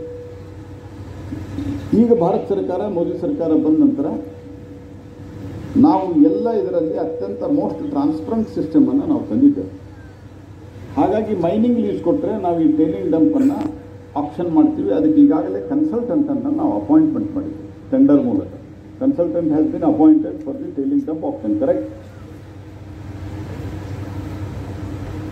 ಇದೆಲ್ಲ ಆದ ನಂತರ ನಮಗೆ ಆ ಟೇಲಿಂಗ್ ಡಂಪನ್ನು ಪ್ರೊಸೆಸ್ ಮಾಡಿ, ಒಂದು ಸದ್ಯ ಮೈನಿಂಗ್ ಲೀಸ್ ಸಿಕ್ತು ಅಂದರೆ ಟೇಲಿಂಗ್ ಡಂಪನ್ನು ಪ್ರೊಸೆಸ್ ಮಾಡಿ ಉಳಿದ ಲ್ಯಾಂಡ್ ಬಗ್ಗೆ ನಾವು ಮತ್ತು ಕರ್ನಾಟಕ ಸರ್ಕಾರದವರು ಮಾತುಕತೆ ಮಾಡಿ ತೀರ್ಮಾನವನ್ನು ಮಾಡಬಹುದು. ಆದರೆ ಮೈನಿಂಗ್ ಲೀಸ್ ಕೊಡ್ತಾ ಇಲ್ಲ, ಅದು ಪೆಂಡಿಂಗ್ ಇದೆ. ಆದ್ದರಿಂದ at the first step SDPP houses ನಾವು ಈಗ ಸುಮಾರು 2,000 ಜನಕ್ಕೆ ಕೊಡ್ತಾ ಇದ್ದೇವೆ. ಇದು ಆದ ನಂತರ rest we will examination will very positively exam. ಇದನ್ನು ನಾವು ಭಾಳ ಸಕಾರಾತ್ಮಕವಾಗಿ ರಾಜ್ಯ ಸರ್ಕಾರದ ಮುಂದೆ ಈ ವಿಷಯವನ್ನಿಟ್ಟು ಪರಿಶೀಲನೆ ಮಾಡಿ ನಾವು ಪಾಸಿಟಿವ್ ಆದಂಥ ನಿರ್ಧಾರವನ್ನು ತೆಗೆದುಕೊಡ್ತೇವೆ. ಇದರಲ್ಲಿ ನಾನು ಹೇಳೋದು ಇಷ್ಟೇ, 10 ವರ್ಷ ನೀವು ತಗೊಂಡ್ರಿ ಅಂತಂದರೆ ಭಾಳಷ್ಟು ವಿಷಯಗಳು ಬರ್ತಾವೆ. 10 ವರ್ಷ ಆದಕ್ಕಿಂತ ಮೊದಲು 8 ವರ್ಷ ತೀರ್ಮಾನ ಆದದ್ದು 2006ರಲ್ಲಿ. ತೀರ್ಮಾನ ಆದ ತಕ್ಷಣ ಎಲ್ಲವನ್ನೂ ಸುಸೂತ್ರವಾಗಿ ಕಂದಾಯ ಇಲಾಖೆಯಲ್ಲಿ ಟ್ರಾನ್ಸ್ಫರ್ ಮಾಡಿ ಆಪ್ಷನ್ ಮಾಡಿ ತಕ್ಷಣ ಡಿಸಿಷನ್ ತೆಗೆದುಕೊಂಡು ಬಿಟ್ಟಿದ್ರೆ ಆವಾಗ ಇಷ್ಟು ಸಮಸ್ಯೆ ಬರ್ತಿರಲಿಲ್ಲ ಅನ್ನುವಂಥದ್ದು ಆರ್ಗ್ಯುಮೆಂಟು ಮಾಡೋರಿದ್ದಾರೆ. ಹೀಗಾಗಿ ನಾ ಯಾವ ಆರ್ಗ್ಯುಮೆಂಟ್ನಾಗ ನಾವು ಹೋಗಕ್ಕೆ ಬಯಸೋದಿಲ್ಲ. ಯಾಕಂದರೆ ನನಗೆ ಬೇಸಿಕ್ಕಾಗಿ ನನಗೆ ಬೇಕಾಗಿರುವಂಥದ್ದು ಒನ್ಸ್ ಫಾರ್ ಆಲ್ ಈ ಪ್ರಾಬ್ಲಮ್ ಸಾಲ್ವ್ ಆಗಬೇಕು, ಬಡವರಿಗೆ ಅವರಿಗೆ ಸಿಗಬೇಕಾದಂಥ ಸೌಲಭ್ಯಗಳು ಸಿಗಬೇಕು ಅನ್ನುವಂಥದ್ದು. ಮತ್ತು ಈಗ ಒಂದು ನಮ್ಮ ಅಂದಾಜಿನ ಪ್ರಕಾರ more than 3,000 acres has been encroach. 3,000 acre encroachment. ಯಾರವ್ರ ಎಂಪ್ಲಾಯಿಯೂ ಅಲ್ಲ, ಏನೂ ಅಲ್ಲ, ಯಾರೋ ಹೊಡ್ಕೊಂಡು ಕೂತಿದ್ದಾರೆ. ಸೊ ಎಲ್ಲ ಸಂಗತಿಗಳನ್ನು ನಾವು ಇದನ್ನು ಸರಿಯಾದ ರೀತಿಯಲ್ಲಿ ನಾವು ಅಧ್ಯಯನ ಮಾಡಿ ನಾವು ಈ ಕೆಲಸವನ್ನು ಮಾಡಬೇಕಾಗ್ತದೆ. ಮತ್ತು ಕೋರ್ಟ್ ಡಿಸಿಷನ್ ಆದ ಪ್ರಕಾರ ಕೊಟ್ಟಿದ್ದೀರಿ ಅಂತ ಹೇಳೋದು ಮೇಡಮ್, ಕೋರ್ಟ್ ನೀವು ಕೊಟ್ಟದ ಪತ್ರಿಕೆಯಲ್ಲಿ ಪೇಪರ್ನಲ್ಲಿದೆ, ನನಗೆ ಸ್ಥೂಲವಾಗಿ ನೆನಪಿತ್ತು. ಆದರೆ ನೀವು ಕೊಟ್ಟದ್ರಲ್ಲಿಯೇ ಸಹಿತ the company filed the appeal against the order of the division bench of the High Court of the Karnataka, which granted stay on 19/4/2010. After various sittings, the Honorable Bench in its judgment dated 26/9/2003 set aside the order of the single bench. The bench also recommended, it is not a direction. Nim government iddagu it was not a direction. Nam government iddagu it was not a direction. So it was a recommendation whether to accept or not to accept. It was up to the government, and then government accepted something, and today's government ಅವತ್ತಿನ ಸರ್ಕಾರ ಒಂದಿಟ್ಟು accept ಮಾಡಿತ್ತು, ಆದರೆ implement ಆಗಿರಲಿಲ್ಲ. ಇವತ್ತು ಅವತ್ತೇನು implement ಆಗಿತ್ತು ಇದರಲ್ಲಿನ ಈ ಕಾನೂನಾತ್ಮಕ ಸಮಸ್ಯೆಗಳನ್ನು ಬಗೆಹರಿಸಿ ನಾವು 2,000 ಜನಕ್ಕೆ ಯಾರು ಅವತ್ತು 2001 ಇದರ ಪ್ರಕಾರ ಸ್ವೀಕಾರ ಮಾಡಿದ್ರು SDPP ಪ್ಲ್ಯಾನ್ ಪ್ರಕಾರ, ಅವ್ರಿಗೆ ಇವತ್ತು ಮೊದಲನೇ ಹಂತವಾಗಿ ಕೊಡ್ತಾಯಿದ್ರು. ಹಾಗಾಗಿ ಇದರೊಳಗೆ ಅವರಿದ್ದಾಗ ಹಿಂಗಾಯಿತು, ಇವರಿದ್ದಾಗ ಹಿಂಗಾಯಿತು ಅಂತ ಮಾತನಾಡಿದರೆ ಇತಿಹಾಸವನ್ನು ಕೆದಿಕೊಂಡು ಹೋದ್ರೆ ಭಾಳಷ್ಟು ಸಂಗತಿಗಳು ಬೇರೆ ಬೇರೆ ವಿಚಾರಗಳು ಮಾತನಾಡಿ ಮನಸ್ಸು ಕೆಡ್ತದೆ. ಆದ್ದರಿಂದ ನಾನು ಭಾಳ ವಿನಮ್ರವಾಗಿ ಸಲಹೆ ಮಾಡೋದು. ಇನ್ನು ಒಂದು ಆಲ್ ಡ್ಯೂಸ್ ಬಗ್ಗೆ ಹೇಳಿದರೆ, ಈ ಡ್ಯೂಸು ಈ ಕೋರ್ಟ್ನಲ್ಲಿ ಈಗೂ ಪೆಂಡಿಂಗ್ ಇದೆ. ಕೋರ್ಟ್ ಫೈನಲ್ ಡಿಸಿಷನ್ ಕೊಟ್ಟಿಲ್ಲ. ಕೋರ್ಟ್ ಡಿಸಿಷನ್ ಏನು ಕೊಡ್ತೋ ಅದನ್ನು ನಾವು ಎಕ್ಸೆಪ್ಟ್ ಮಾಡ್ತೀವಿ ಅನ್ನುವಂಥದ್ದನ್ನು, ನಾವು ಯಾವುದೇ ಅಪೀಲ್ ಹೋಗಲಾರ್ದಂತೆ ಎಕ್ಸೆಪ್ಟ್ ಮಾಡ್ತೀವಿ ಅನ್ನುವಂಥದ್ದನ್ನು ನಾನು ಹೇಳಲಿಕ್ಕೆ ಬಯಸ್ತೇನೆ. Let court decide. 52 ಕೋಟಿ ರೂಪಾಯಿ ಅರಿಯರ್ಸ್ ಇದೆ, ಅದರಲ್ಲಿ ಡಿಸ್ಪ್ಯೂಟ್ ಇದೆ. ಡಿಸ್ಪ್ಯೂಟ್ ಏನಿದೆ ಅದು 2001ದಲ್ಲಿ ಕ್ಲೋಸ್ ಆಯಿತು, ಕ್ಲೋಸರ್ ಡಿಸಿಷನ್ ಆಯಿತು. 2004-5ದಲ್ಲಿ 5-6ದಲ್ಲಿ ಆ ರೆಕಮೆಂಡೇಶನ್ ಬಂದಿದೆ. ಸೊ ಇದರ ಮಧ್ಯೆ ಕೊಡಬೇಕು ಕೊಡಬಾರ್ದು, ಬಡವರಿಗೆ ಸಿಗಬೇಕು ಅನ್ನೋದ್ರ ಬಗ್ಗೆ ನಮ್ಮದೇನು ಅಭ್ಯಂತರ ಇಲ್ಲ, ಬಡ ಕಾರ್ಮಿಕರಿಗೆ. ಆದರೆ matter has gone to the court. ಆ ಕೋರ್ಟ್ನಲ್ಲಿ ಡಿಸಿಷನ್ ಆದ ನಂತರ ನಾವು ಖಂಡಿತವಾಗಿಯೂ ಅದನ್ನು ಭಾಳ ಪಾಸಿಟಿವ್ ಆಗಿ ಪರಿಶೀಲನೆಯನ್ನು ನಾವು ಮಾಡ್ತೀವಿ. ಮತ್ತು ಇದರ ಜೊತೆಗೆ ನಾವು ಇದನ್ನು ಇಂದಿಗೆ 1 ವರ್ಷ ಸರಿಯಾಗಿ ಅಂದರೆ 27/2023 ನಮ್ಮ ವಿದೇಶಾಂಗ ಸಚಿವಾಲಯವನ್ನು ಸಂಪರ್ಕಿಸಿ ಪೋಲೆಂಡ್ ದೇಶದಲ್ಲಿ ಅಲ್ಲಿನ ಗಣಿಗಾರಿಕೆಯಲ್ಲಿ ಟೂರಿಸಮನ್ನು ಚೆನ್ನಾಗಿ ಮಾಡಿದ್ದಾರೆ. ಗಣಿಗಾರಿಕೆ ಮುಗಿದು ಹೋದಂಥ ಪ್ರದೇಶದಲ್ಲಿ ಪೂರ್ತಿಗೊಂಡ ಸ್ಥಳಗಳಲ್ಲಿ ಪ್ರವಾಸೋದ್ಯಮದ ಬಗ್ಗೆ ಮಾಹಿತಿ ಕೇಳಿದ್ವಿ. ಪರಿಣಾಮವಾಗಿ ಅಲ್ಲಿನ ಮೆಲಿಕ್ಸಾ ಸಾಲ್ಟ್ ಗಣಿಯ ಮಂಡಳಿಯ ಕೋಲಾರದ ಈ ಗಣಿ ಪ್ರದೇಶದಲ್ಲಿ ಪ್ರವಾಸೋದ್ಯಮ ಮೂಲಸೌಕರ್ಯ ಅಭಿವೃದ್ಧಿಪಡಿಸಲಿಕ್ಕೆ ಅದು ಮುಂದೆ ಬಂದಿದೆ. ನಾನು ಈ ಎಲ್ಲ ಮಾಹಿತಿಯನ್ನು ಯಾಕೆ ಕೊಡ್ತಾ ಇದ್ದೇನೆ ಅಂತಂದ್ರೆ, ಈ ಭಾಗದ ಸರ್ವಾಂಗೀಣ ಅಭಿವೃದ್ಧಿಗೆ ನಮ್ಮ ಸರ್ಕಾರ, ನರೇಂದ್ರ ಮೋದಿ ಸರ್ಕಾರ ಬದ್ಧ ಇದೆ ಅನ್ನುವಂಥ ಮಾತನ್ನು ನಾನು ಅತ್ಯಂತ ಸ್ಪಷ್ಟವಾಗಿ ಹೇಳಲಿಕ್ಕೆ ಬಯಸ್ತೇನೆ. ಮತ್ತು ಉಳಿದ ಏನೇ ಸಮಸ್ಯೆಗಳಿದ್ರೆ, ಯಾವುದೇ ಸಮಸ್ಯೆಗಳಿದ್ರೆ, ಮತ್ತು ಈ 2000 ಸಹಿತ ನಾನು ಯಾವುದೇ ಪೊಲಿಟಿಕಲ್ ಮಾತನ್ನು ಇಲ್ಲಿವರೆಗೆ ಆಡಿಲ್ಲ. ನಾನು ಏನು ಅವರು ಇಬ್ಬರು ಹೇಳಿದ್ದಾರೆ ಅದಕ್ಕೆ ಭಾಳ ಬ್ಯಾಲೆನ್ಸ್ಡಾಗಿ ಉತ್ತರ ಕೊಟ್ಟೇನೆ. ಅದರ ಒಂದು ಮಾತನ್ನ ಹೇಳ್ತೇನೆ. ನಾನು ಆರಂಭದಲ್ಲಿ ಹೇಳಿದಂತೆ ಈ ಪ್ರಾಬ್ಲಮ್ ಸಾಲ್ವ್ ಮಾಡಬೇಕು. ಆ್ಯಕ್ಚುಲಿ ನಾನು ಹೇಳಿದೆ, ಇವತ್ತೆಲ್ಲ ಸ್ಯಾಂಕ್ಷನ್ ಆಗಿದೆ, ನಮ್ಮ ಫರೀದ ನಾಯಕ್ ಅವರು ಬರ್ತಾರೆ, ನೀವು ಕೊಟ್ಬಿಡಪ್ಪ, ನೀವೆಲ್ಲರೂ ಅಲ್ಲಿದ್ದವ್ರು ಸ್ಥಳೀಯರು ಅಂತ ಹೇಳಿದ್ದೆ. ಈ ಮುನಿಸ್ವಾಮಿನೇ ಇಲ್ಲ, ನೀವು ಬರಬೇಕು, ಉಳಿದ ಸಮಸ್ಯೆಯನ್ನು ನಾವು ನಿಮ್ಗೆ ಹೇಳ್ತೀವಿ, ಅದನ್ನು ಕೂತು ನಾವು ಬಗೆಹರಿಸಬೇಕು ಅನ್ನುವಂಥ ಕಾರಣಕ್ಕೆ.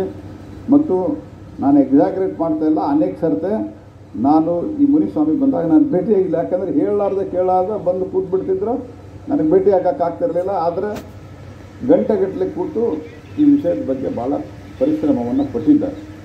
ಯಾರು ಪರಿಶ್ರಮ ಪಟ್ಟಿದ್ದಾರೆ ಅವ್ರನ್ನ ಒಪ್ಪಿಕೊಂಡಂತೆ ಇವತ್ತು ನಮ್ಮ MLA ಮೇಡಮ್ ಅವರು ಒಂದಿಷ್ಟು ಸಲಹೆಗಳನ್ನು ಕೊಟ್ಟಿದ್ದಾರೆ. ನೀವು ಸಹಿತ ಡೆಲ್ಲಿಗೆ ಬಂದರೆ ಇನ್ನೂ 15-20 ದಿವಸ ಕೋಡ್ ಆಫ್ ಕಂಡಕ್ಟ್ ಬರಲಿಕ್ಕೆ ಟೈಮ್ ಇದೆ. ನೀವು ಡೆಲ್ಲಿಗೆ ಬಂದರೆ ನಿಮ್ಮ ಜೊತೆಗೂ ಕೂತು ನಾವು ವಿವರವಾಗಿ ಮಾತನಾಡ್ತೇವೆ. What I am telling you, if she comes to Delhi will have a meeting and you let her bring few people whoever she is needed and we shall try to solve the problem. ಆದ್ದರಿಂದ ನಮ್ಮ ಸರ್ಕಾರ ಇವತ್ತು ಈ ವಿಷಯದಲ್ಲಿ 2006ರಿಂದ pending ಇದ್ದಂಥದ್ದನ್ನು ಕಂದಾಯ ಇಲಾಖೆಯಲ್ಲಿನ ಸಮಸ್ಯೆ ಇದ್ದಾಗೂ ಸಹಿತ, ಮತ್ತು ಇಲ್ಲೇ land problem overall mining lease ನಮ್ಮ ಕಡೆ ಇಲ್ಲದೇ ಇರೋದ್ರಿಂದ, ಮೈನಿಂಗ್ ಲೀಸ್ ಕಂಪ್ಲೀಟ್ ಆಗಿರೋದ್ರಿಂದ, ಮತ್ತು ಇವತ್ತಿಗೂ ಕೂಡ ಸರ್ವೆ ಕಂಪ್ಲೀಟ್ ಆಗಿಲ್ಲ. 13,000 ಎಕರೆದು ಸರ್ವೆ ಕಂಪ್ಲೀಟ್ ಆಗಿಲ್ಲ. ಆ ಸರ್ವೆ ಕಂಪ್ಲೀಟ್ ಮಾಡೋದಕ್ಕೂ ನಾನು ನಮ್ಮ ಸೆಕ್ರೆಟರಿ ಮೂಲಕ ನಿಮ್ಮ ರಾಜ್ಯ ಸರ್ಕಾರದ, ನಮ್ಮ ಕರ್ನಾಟಕ ರಾಜ್ಯ ಸರ್ಕಾರದ, ನಮ್ಮ ರಾಜ್ಯದ ಸರ್ಕಾರದ ಸೆಕ್ರೆಟರಿಗೆ ಎಲ್ಲವೂ ನಾವು ಬರೆದಿದ್ದೇವೆ. ಅದು ಆ್ಯಸ್ ಸೂನ್ ಆ್ಯಸ್ ಕಂಪ್ಲೀಟೆಡ್ ಉಳಿದ ಡಿಸಿಷನ್ ತೆಗೆದುಕೊಳ್ಳೋಕ್ಕೂ ಅನುಕೂಲ ಆಗ್ತದೆ. ನಾವೆಲ್ಲರೂ ಸೇರಿ, ನರೇಂದ್ರ ಮೋದಿಯವರು ಯಾವತ್ತೂ ಒಂದು ಮಾತು ಹೇಳ್ತಾರೆ, ನೀವು ಬಡವರಿಗೆ ಸಹಾಯ ಮಾಡಬೇಕಾದ್ರೆ ಯಾವತ್ತೂ ಪೊಲಿಟಿಕಲ್ ಇಶ್ಯೂವನ್ನು ನೀವು ಮಾಡಬೇಡ್ರಿ ಅನ್ನುವಂಥ ಮಾತನ್ನು ಹೇಳಿದ್ದಾರೆ. ನಾನು ಇದರಲ್ಲಿ ಕೂಡ ನಾನು ಪ್ರಧಾನಮಂತ್ರಿಗಳಿಗೆ ಹೇಳಿದೆ, ಈಗ ಇನಿಷಿಯಲಿ 2,000 ನಾವು ಕೊಡ್ತಾ ಇದ್ದೇವೆ ಅಂಥೇಳಿ. ಅವಾಗ ಹೇಳಿದರು, ಆದಷ್ಟು ಬೇಗ 2,000 ಕೊಟ್ಟು ರಾಜ್ಯ ಸರ್ಕಾರದ ಜೊತೆಗೆ ಬೇಗ ವ್ಯವಹರಿಸಿ ಅದರ ಪ್ರೊಸೆಸ್ಗಳು, ಉಳಿದ ಪ್ರೊಸೆಸ್ಗಳು, ಮೈನಿಂಗ್ ಲೀಸು ಇತ್ಯಾದಿ ಕಂಪ್ಲೀಟ್ ಮಾಡಿ, ಆನಂತರ ಅದು ಕಂಪ್ಲೀಟ್ ಆದರೆ ಈ ಟೂರಿಸಮ್ ಬಗ್ಗೆನೂ ನಾನೇನೀಗ ಹೇಳಿದೆ, ಈ ಟೂರಿಸಮ್ ವಿಷಯವಾಗಿ ಪೋಲೆಂಡದ್ದು ಅದನ್ನು ಕೂಡ ನಾನು ಮಾಡ್ತೇನೆ. ಹಾಗಾಗಿ ಬೇರೆ ಬೇರೆ ಸರ್ಕಾರಗಳು ಏನು ಮಾಡಿದ್ದಾವೆ, ಆ ಕಾಲದಲ್ಲಿ ಏನಾಯಿತು, ಈ ಕಾಲದಲ್ಲಿ ಏನಾಯಿತು, 2006ರಿಂದ ಇದೆಲ್ಲ ನಾನು ಪ್ರಶ್ನೆ ಮಾಡಿಲ್ಲ, ಮಾಡೋಕ್ಕೆ ಹೋಗೋದೂ ಇಲ್ಲ. ಮೈ ಇಂಟೆನ್ಷನ್ ಮುಂದೂ ಸಹಿತ ಇದನ್ನು ನಾವು ಅತ್ಯಂತ ಸೌಹಾರ್ದಯುತವಾಗಿ ಕೂತು ಬಗೆಹರಿಸ್ತೇವೆ. ನಾನು ಇದನ್ನು ಹೇಳಿದ್ದೇನೆ, ಮುಂದೆ ಸಹಿತ ಆಫ್ಟರ್ ಏಪ್ರಿಲ್ ಆಲ್ಸೋ ನಾವು ಇದನ್ನು ಅತ್ಯಂತ ಪಾಸಿಟಿವ್ ಆಗಿ ತೆಗೆದುಕೊಂಡು ಮಾಡಲಿಕ್ಕೆ ನಾವು ಬದ್ಧರಿದ್ದೇವೆ ಅನ್ನುವಂಥ ಮಾತನ್ನು ಹೇಳಿ, ಮತ್ತೊಮ್ಮೆ ನಾನು ಆ್ಯಕ್ಚುಲಿ ಇವತ್ತು ನಾನು ಡೆಲ್ಲಿಯಲ್ಲಿ ಇರಬೇಕಾಗಿತ್ತು, ಆದರೆ ಮುನಿಸ್ವಾಮಿಯವರು ಭಾರಿ ಆಗ್ರಹ ಪಡಿಸಿದರು ನನಗೆ, ಯಾವುದೇ ಕಾರಣಕ್ಕೂ ನೀವು ಇವತ್ತು ತಪ್ಪಿಸಬಾರ್ದು ಅಂತ. ಆ ಕಾರಣಕ್ಕೆ ಬಂದಿದ್ದೇನೆ. MLA ಅವರು ಕೆಲವೊಂದಿಷ್ಟು ವಿಷಯಗಳನ್ನು ಇಟ್ಟಿದ್ದಾರೆ, ಮತ್ತು ಅವ್ರ ಮನೆ ಸಣ್ಣದಿದೆ, ಅವ್ರ ಮನೆ ಸರಿಯಿಲ್ಲ. 2006ರಲ್ಲಿ ಏನೋ ಆ ಅಗ್ರಿಮೆಂಟ್ ಆಗಿತ್ತು, ST ಏನದು PB,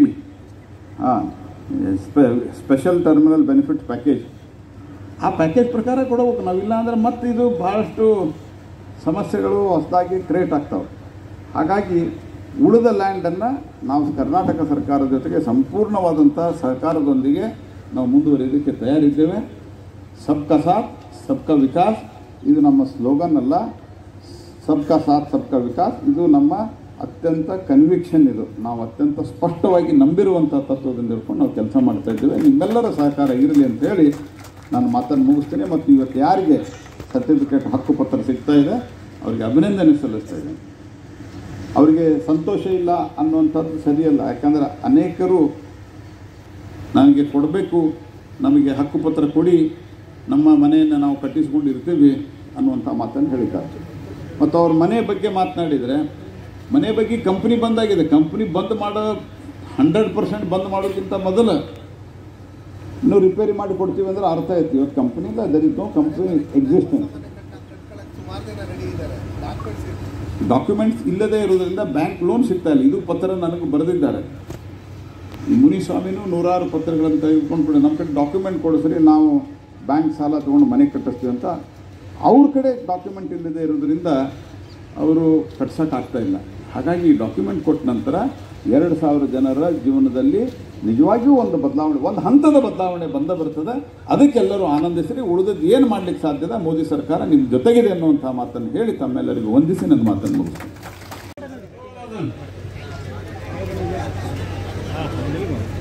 ಲೋಕನಾಥನ್, ಅಚ್ಯುತಾರಾಮನ್,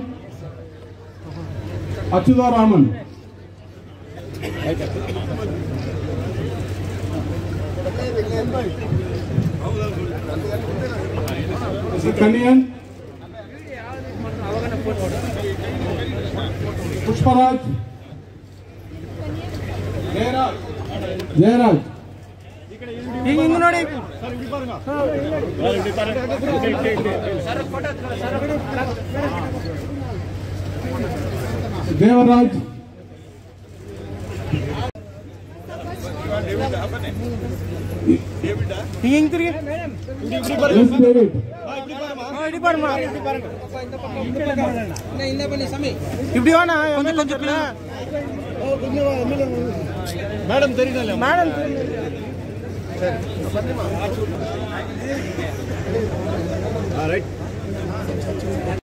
ಮೇಡಮ್ ನೀವು ಅಪ್ರ ಎಡ್ತುಕೋ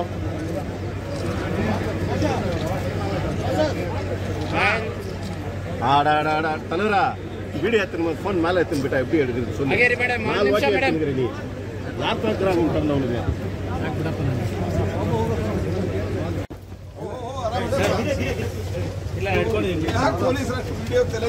ಬಿಡಪ್ಪ ಹೋಗ್ಲಿ. अभी मीडिया को रोक लीजिए.